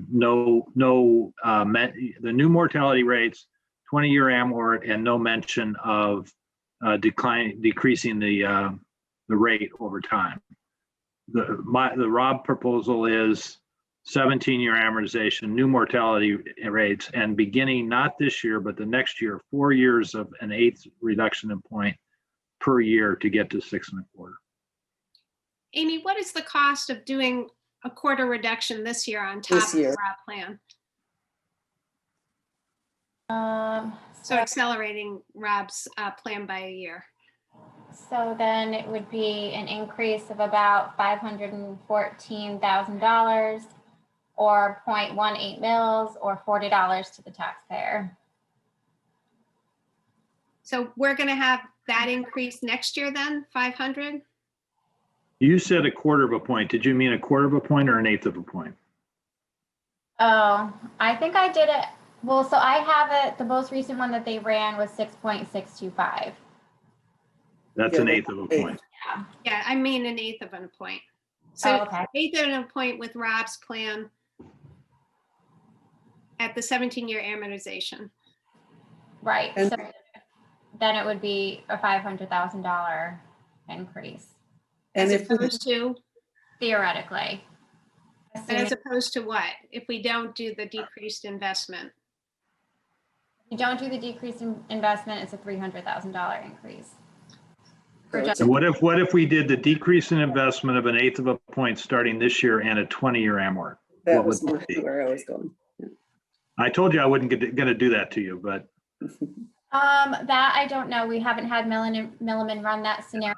We only had them run out the decreased interest rates on the 17 amortization and then the 13 amortization. So I just so you know, Rob, I would not support that. I'm pretty solid at 17. I think, you know, we had some big, one is sort of the elephant in the room there is the Board of Selectmen added a lot back in and their budget is way above guidance. So we knew this was coming with the pensions, right? Which is why we asked for really hard budgets this year because we knew this payment was coming.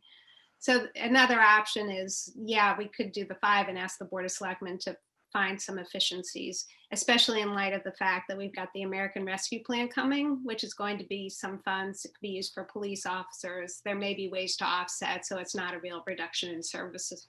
It's just a different way of funding it. So that's one thing I think we should at least be talking about there. I'm trying to do this with some structure and I'm not succeeding tonight. I'm usually better at managing the meeting than this, but I'm trying to get a consensus direction on the pension assumptions. I'm just trying to click that off so that we can then go to the others, because otherwise we'll go around the circle and we'll So run all. I'll make a motion. I'll make a motion. We go to 17 years amortization period, that we do the 1/8 reduction in pension investment assumption, and that we, is there anything else I need to do? And they adopt the mortality tables as recommended. So The reason why I'm going with the higher one, because after the hearing, if we hear from the public that our budget is too high, we can cut it. It's hard after the hearing to increase the budget.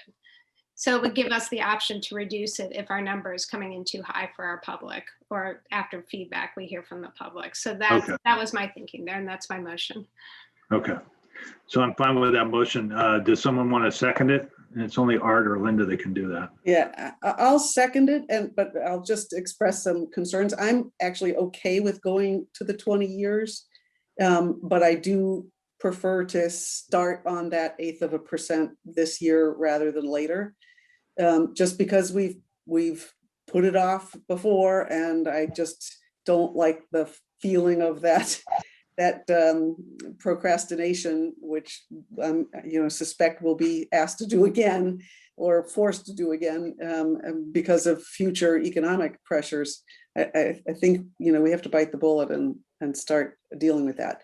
So I'll second it, but again want to ask that the Board of Selectmen at their next meeting talk about the items that we mentioned, and affirmatively state that you're willing to pursue a commitment to cap the pension accrual in some way, and stop hiring new employees to the extent you can into the defined benefit plan. And I'm addressing the administrative ones first.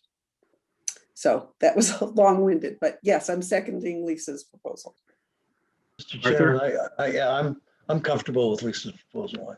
I think it's the right way to go. All right, so with the first, second, and your vote aye, I vote aye.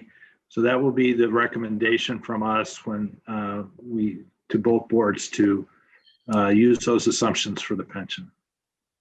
All right. The next big thing we have to talk about is the debt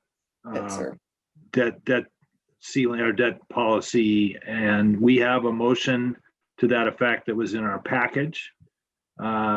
I think Amy gave Lisa and I some good advice, and has checked that we need to be, we can't just go over. We need to have a policy amendment, because you want to be able to tell the rating agencies you were within your policy. And she and I discussed, all three of us discussed what the policy should be, and the proposed policy that's in our package was, I think, designed to be a range from 6 to 8, not just to move the cap to 8 because it's semantics, but it is designed to not be at 8 all the time. The idea is we want to be at 7 or less, but in order to accommodate a large project in this kind of time, it made sense to do that. Is there any comment on this among our board members or questions? Well, is that something you could articulate in the policy? It is. That the goal is 7. Well, it's a range, but if it isn't clear that the only time you're going to exceed the 7% is for a single large project, as opposed to continually doing that in future years. I also do have a question for Amy or Maria.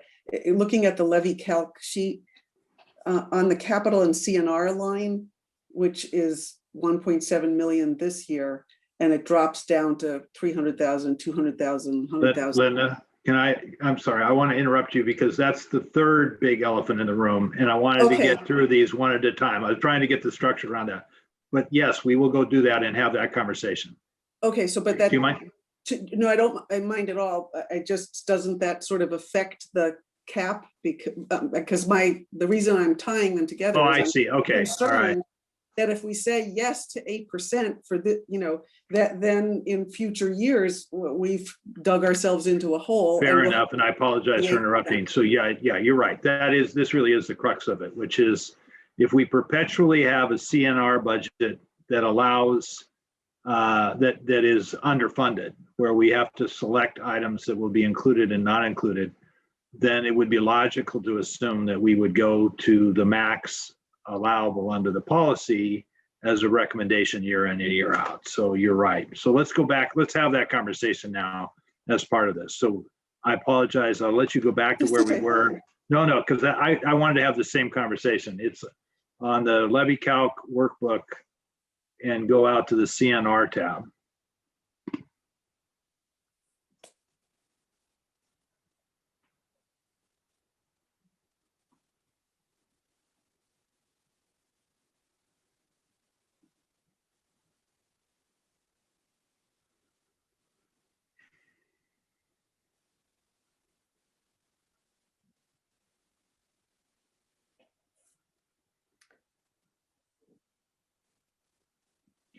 Now, maybe actually where it is on the expenditures tab that rolls it up. Is that, can you go there, Amy?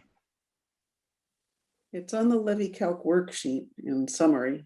But Amy, also that sheet that you showed me, because I had the same confusion that I think our board members are going to have. Because it looks like. Let me pull up the revised one that I did for Lisa this afternoon. Okay. Because I asked the same question, Linda. Okay.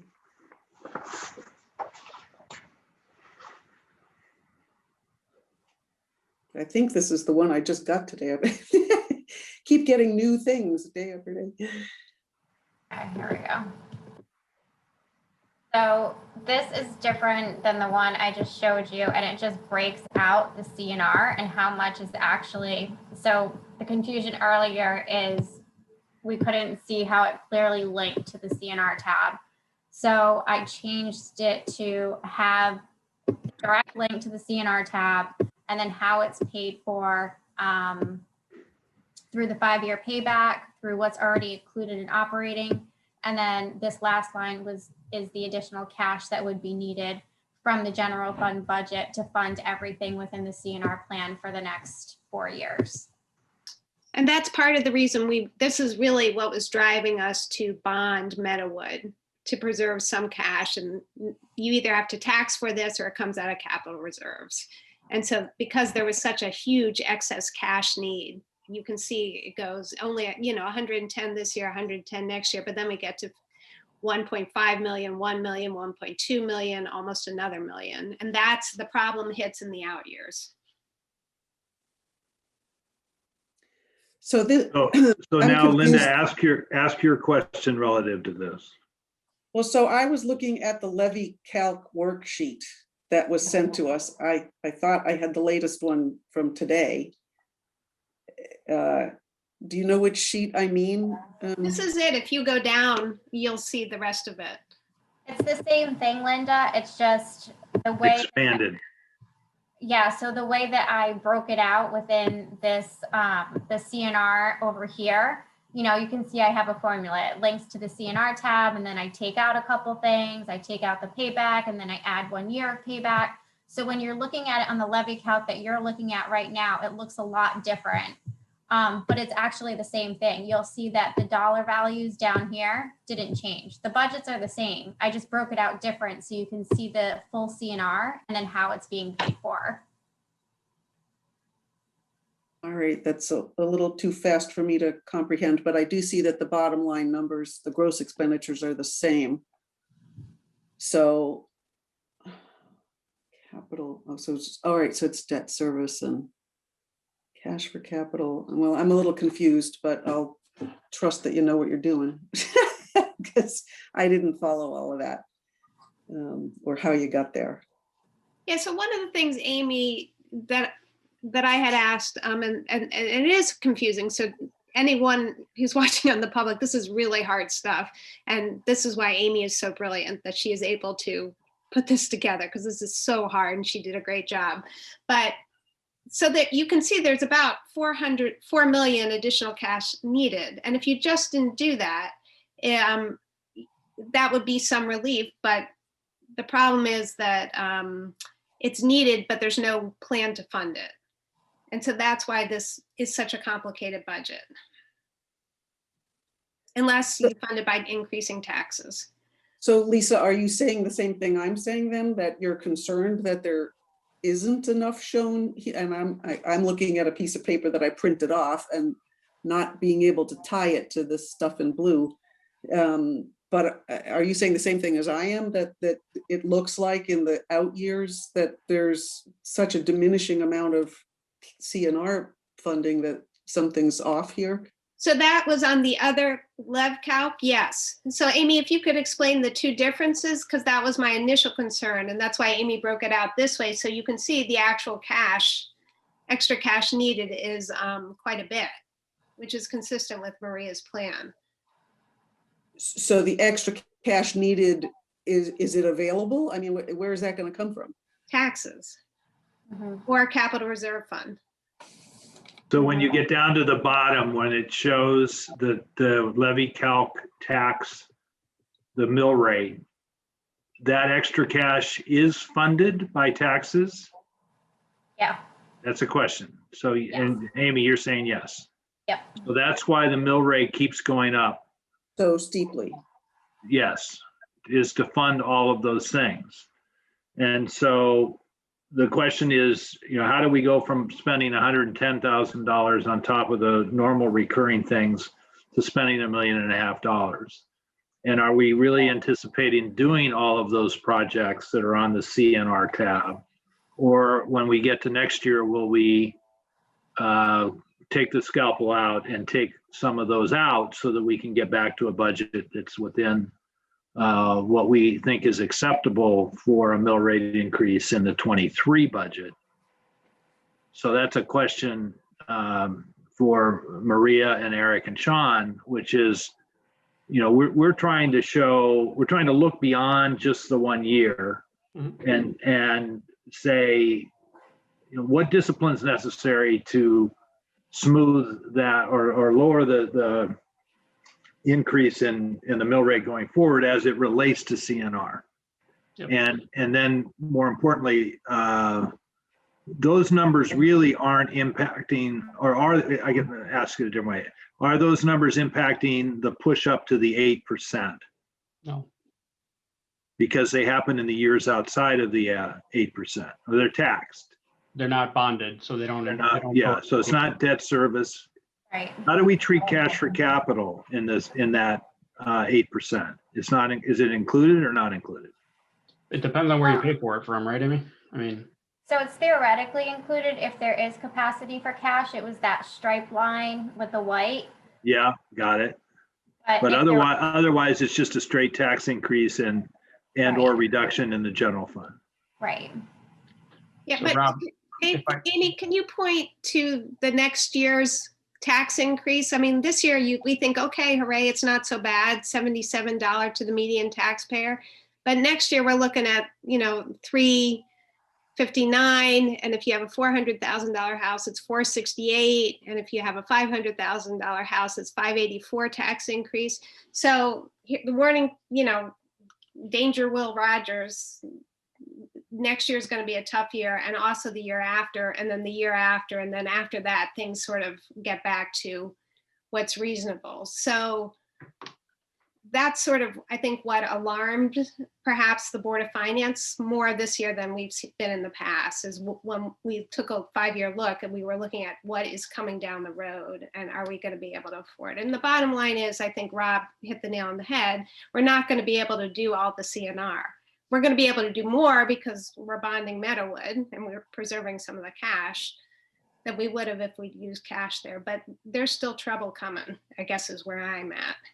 Yeah, Rob, if you would permit me, if I could just respond from perhaps the BOS side, if you could roll up.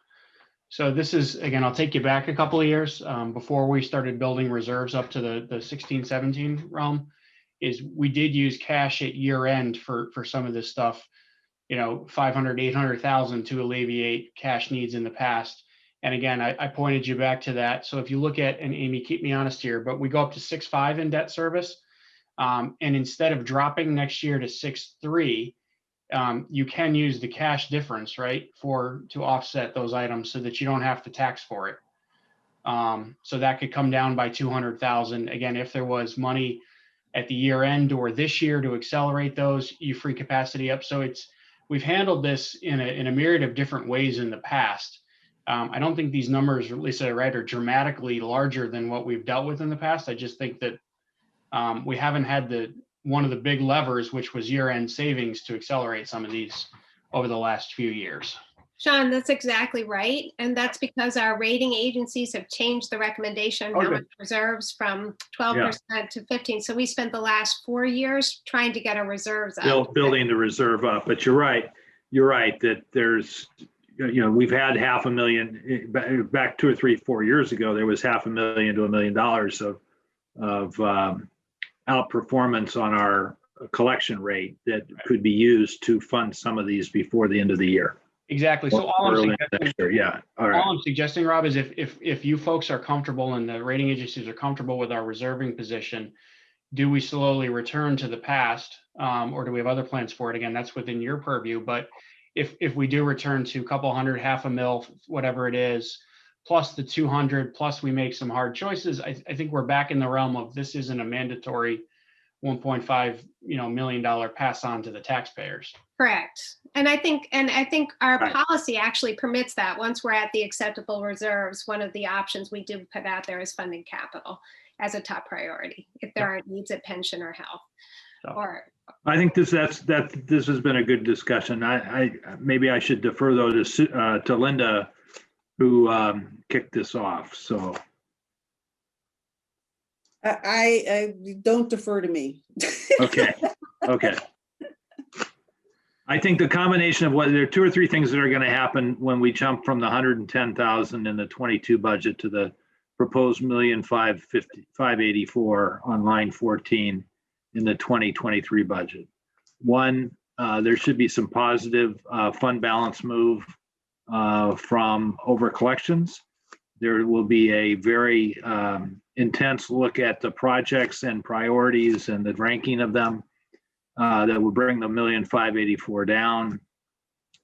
And while we're at the cap because of the big projects, we may not have the flexibility to do as much CNR in those years as we would have in a more normal year. Rob, I'll just add one thing to that. The American Rescue Plan, Simsbury is going to be receiving $2.4 million, and some of that we will be able to use to offset lost revenues for our emergency responders in the current budget. So to Sean's point, there may be an opportunity to secure some savings that can then be used to pre-fund some of the capital on the plan there. And there is also some capital perhaps spending there, although that appears to be limited to sewer, water, and broadband, but it can be used towards economic development. So if any of the CNR projects are tied to economic development, that may also be an additional source of funding. So that's a huge elephant in the room that really may benefit the people of Simsbury. The other thing I just want to point out this year is a lot of people, I think I read almost 90% of the country is going to get some benefit from the American Rescue Plan. Not that we should spend it all at the town level, but when we think about capacity to pay, a lot of people will have a little extra in their pocket this year from that. And so that's the part of the reason I suggest a slightly more aggressive approach on the pension for that. But the reason they're getting the money, on the other hand, is because they need it. And right. So, yeah. All right. So again, back on process here, to look at the proposal to modify the debt policy to allow for a range between 6% and 8%. As presented, Rob? That's where I need a motion. I'll move that.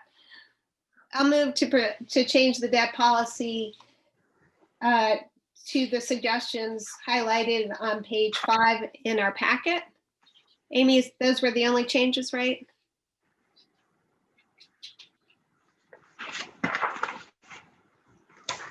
Yep. Which changes 7% to 6.8% and adds a line. No, 6 to 8%. 6 to 8%, yes. Yeah. Oh, sorry. Yes, 6 to 8% range. And adds the line, the Board of Finance will review the debt service of operating on an annual basis and formally set the target debt as a percent of operating during the budgeting process. To Rob's point, he really wanted to make sure that we aren't stuck at 8% and that we're sending a clear message. And to Linda's point, that we actually want to be below that. So Lisa has moved that. I'll be looking for a second. Yeah, I'm comfortable with it. I'll second it. All right. Any other discussion? All in favor, say aye. Aye. Aye. Opposed? You're on mute, but we heard you anyway. Linda, there you go. Sorry. Okay, that's all right.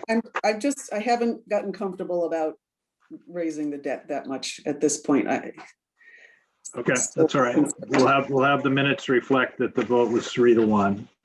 All right. Okay.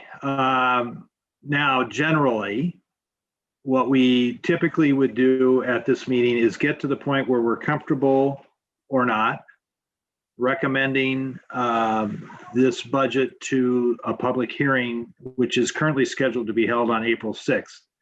And this is where I need Melissa to be at the ready, because I know that notice days and everything else. If we're comfortable doing that, we can do that. We would send these, we would make the changes that we discussed on the pension. We would update the budget for the bonding of Meadowwood. And are there any other suggestions or things we would want the Board of Selectmen to do prior to finalizing the budget that goes to the public hearing? So That's an open. I guess I would suggest, and I'm sorry, Sean and Eric and Jackie who are left, and Maria and Melissa, but I guess I would recommend that I know the Board of Selectmen has a meeting on Monday, that you look to try and find $100,000 to $150,000 in cuts so that we can afford the pension. I know that there was, after your budget, it came in, the debt service was quite a bit higher than initially anticipated. So that through no one's fault, but the fact is that went up as well. So I would recommend that. And I would recommend that we wait to approve the budget, because we had asked to see the appraisal on the Meadowwood, and we have not yet had that. So we have to schedule an executive session regular or meeting for that. And so we could approve it at that date. And I checked with Amy and she thought we could do that and stay within the projected schedule, but obviously ask Melissa and Maria's input there. Yeah, definitely get Melissa on that one.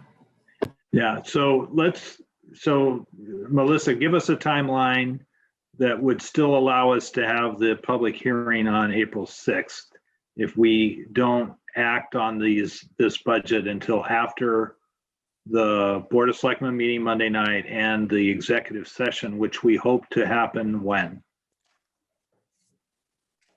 Maria, do you have any idea whether we'd be able to, when we might be able to do the executive session? Yeah, actually, I received the report from the appraiser today, and I'm happy to report it's incredibly favorable. I won't go into details in open session because, again, that would be inappropriate because we would be talking about price, et cetera, in open session. We are working on setting up some potential dates with the appraiser, so I am going to be sending out some dates to you all tomorrow.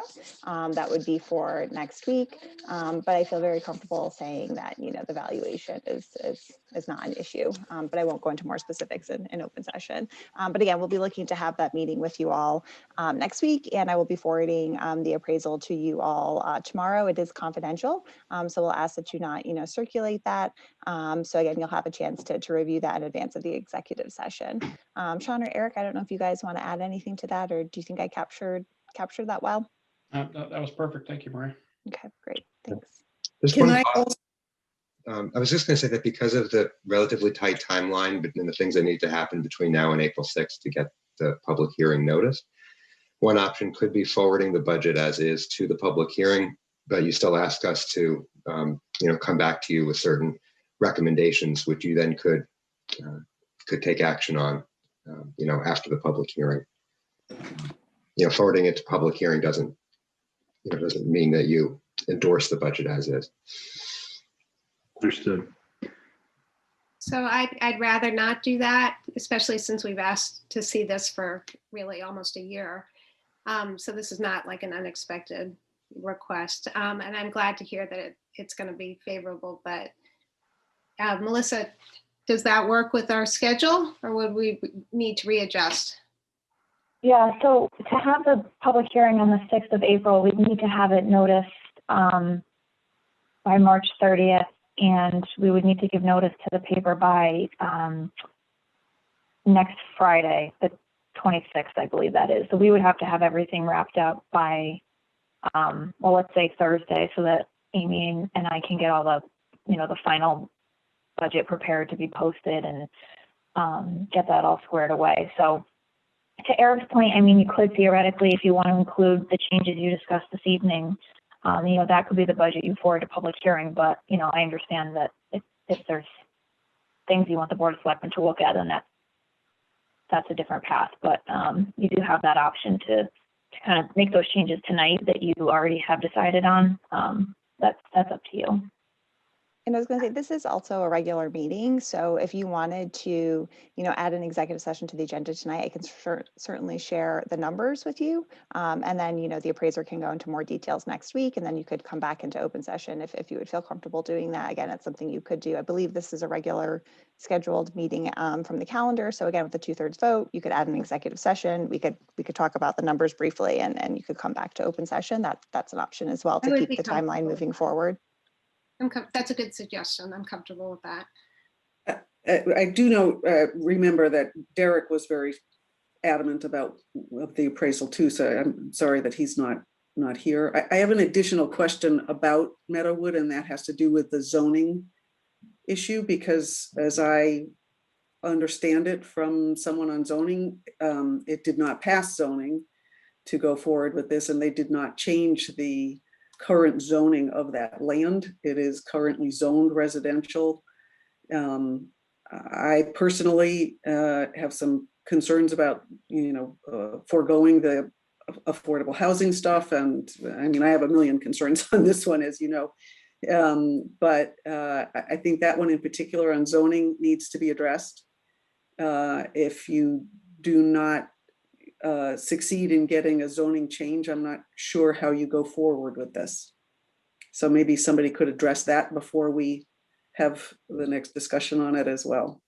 I can confirm this, Linda, but I don't think there was a zone change. I think it was an extension of the current permits, right? The current site plan.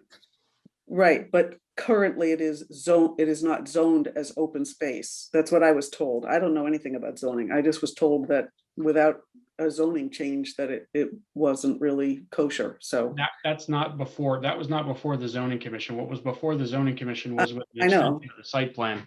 But so nobody's asked for a zoning change, was what I was told. We don't own the land. We can't.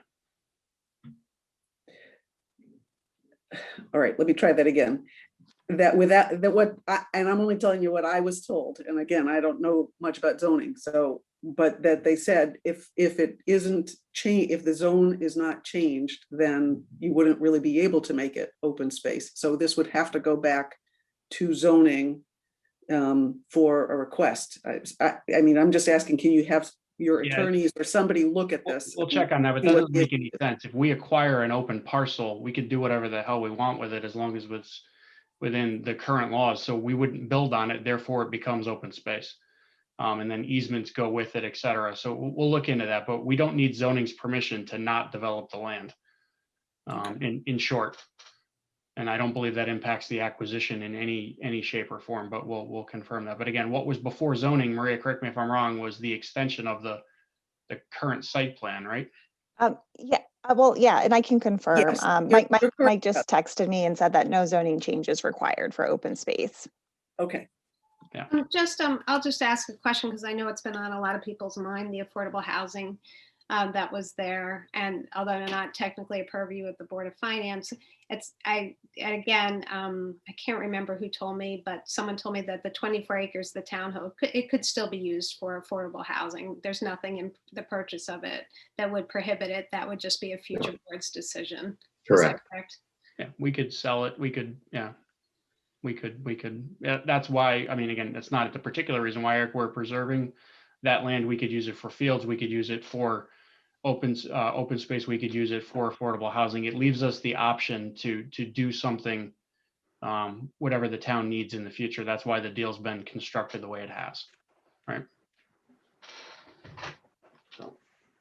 Well, Rob, I would like to endorse Lisa's suggestion that we come back to the budget and discuss this a little further. I know Lisa had some ideas on potential areas of cuts, and personally, I will say that I am not in favor of Meadowwood at all, and that I feel like we're putting money into a nice to have project when we know that there are lots of big looming important have to have projects out there, and I'm very concerned about that. So I guess So I will vote against that. So I mean, I'm comfortable with actually Maria's suggestion that we go into executive session and then come up with the budget to put forward to the vote. I mean, I could live with that. I would, you know, I just looking at the Board of Selectmen budget, I can find a lot of cuts that are pretty easy to make that aren't service impact, especially in light of some of the revenue you may be getting from the American Rescue Plan.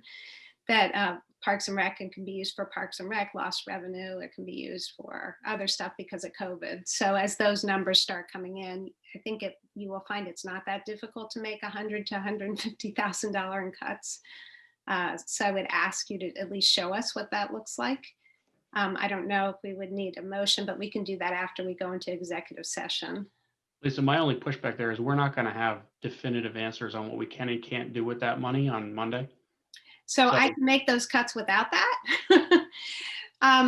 So, I mean, you have some flexibility in your budget, and given that the debt service came in almost 300,000 more than we anticipated, that, you know, we knew that the pension was going to hit this year and did ask you. So I just think that there's an ability for you to cut, and that the Board of Ed really did come in very close to guidance. I'm comfortable requesting you guys to go take another look and look for 100 to 150,000 in cuts, but I'm just one person and I might not have the votes for that. And in the in self-interest, having not had dinner, I'd rather not do everything tonight. I was going to make a suggestion, just if you guys wanted, and Maria, if this was okay, to maybe do executive session on Monday before or after our meeting, where more members might be able to make it. I think that's an excellent idea, Jackie. That is a real value add. And then we could vote on Monday night after the executive session, Rob? I think we can, unless we have to notice a meeting. And so that's a question for Melissa. The question is whether you can, so when you send the budget to public hearing, you're not actually approving a budget, you're just, so the motion would essentially be that you will schedule a public hearing and the budget, you're going to refer the budget to public hearing, but it's, it'll be as amended. So it's not, you don't have to take a formal motion on every single specific change you made, if that makes sense. So it's just going to be a generic motion to set the public hearing date, and it would have to be an official meeting because you're taking a vote on that. Let me ask you a different question. Can we continue our meeting tonight and not adjourn it until after the executive session at the Board of Selectmen's meeting? You can't do that? No. Right, because I think you're probably thinking of the public hearing as opposed to an actual meeting of the agency.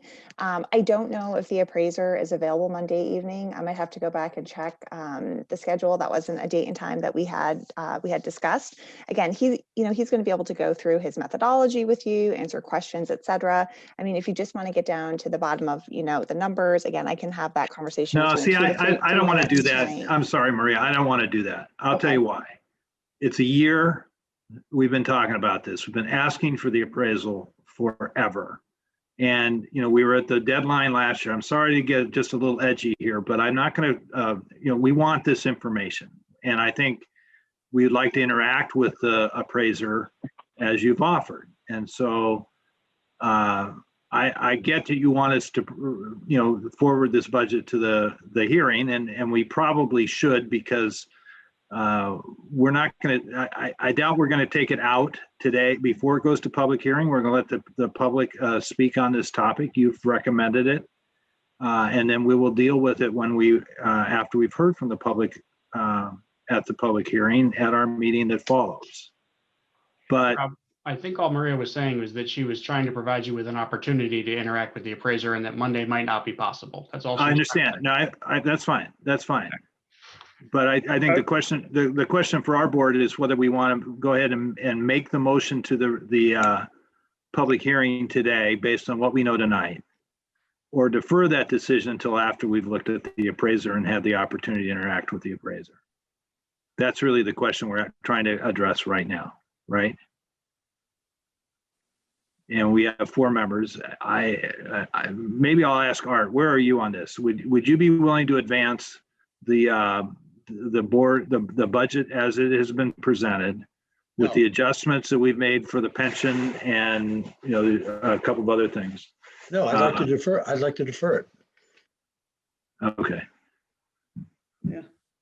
So we need then to set up a meeting that with the appraiser, so that we can have our executive session whenever you can do that, Maria. And then we need to have a special meeting of the Board of Finance to make that motion to send the budgets to the public hearing.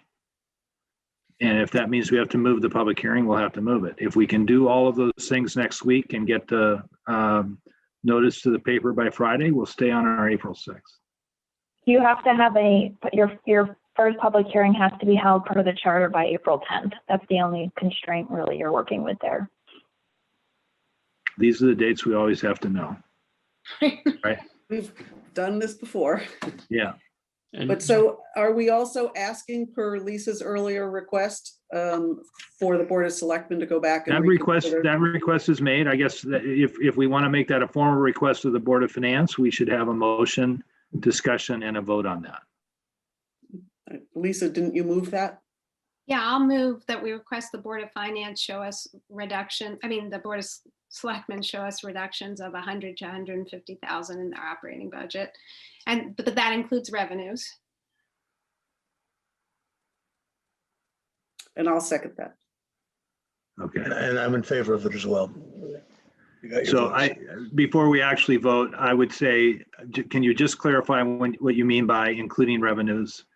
So we didn't take the time tonight to go through several things that we've all talked about that we thought might be adjusted both up or down. So I think, go ahead. I'm sorry. No, you actually had an excellent suggestion. I don't know if you want to put that out there as one option. Well, I was sure. I was going to say, I think the building permit assumption is low. I think if you wanted to take a look at that, that could be an offset to some of the other cuts, to try to get back. But what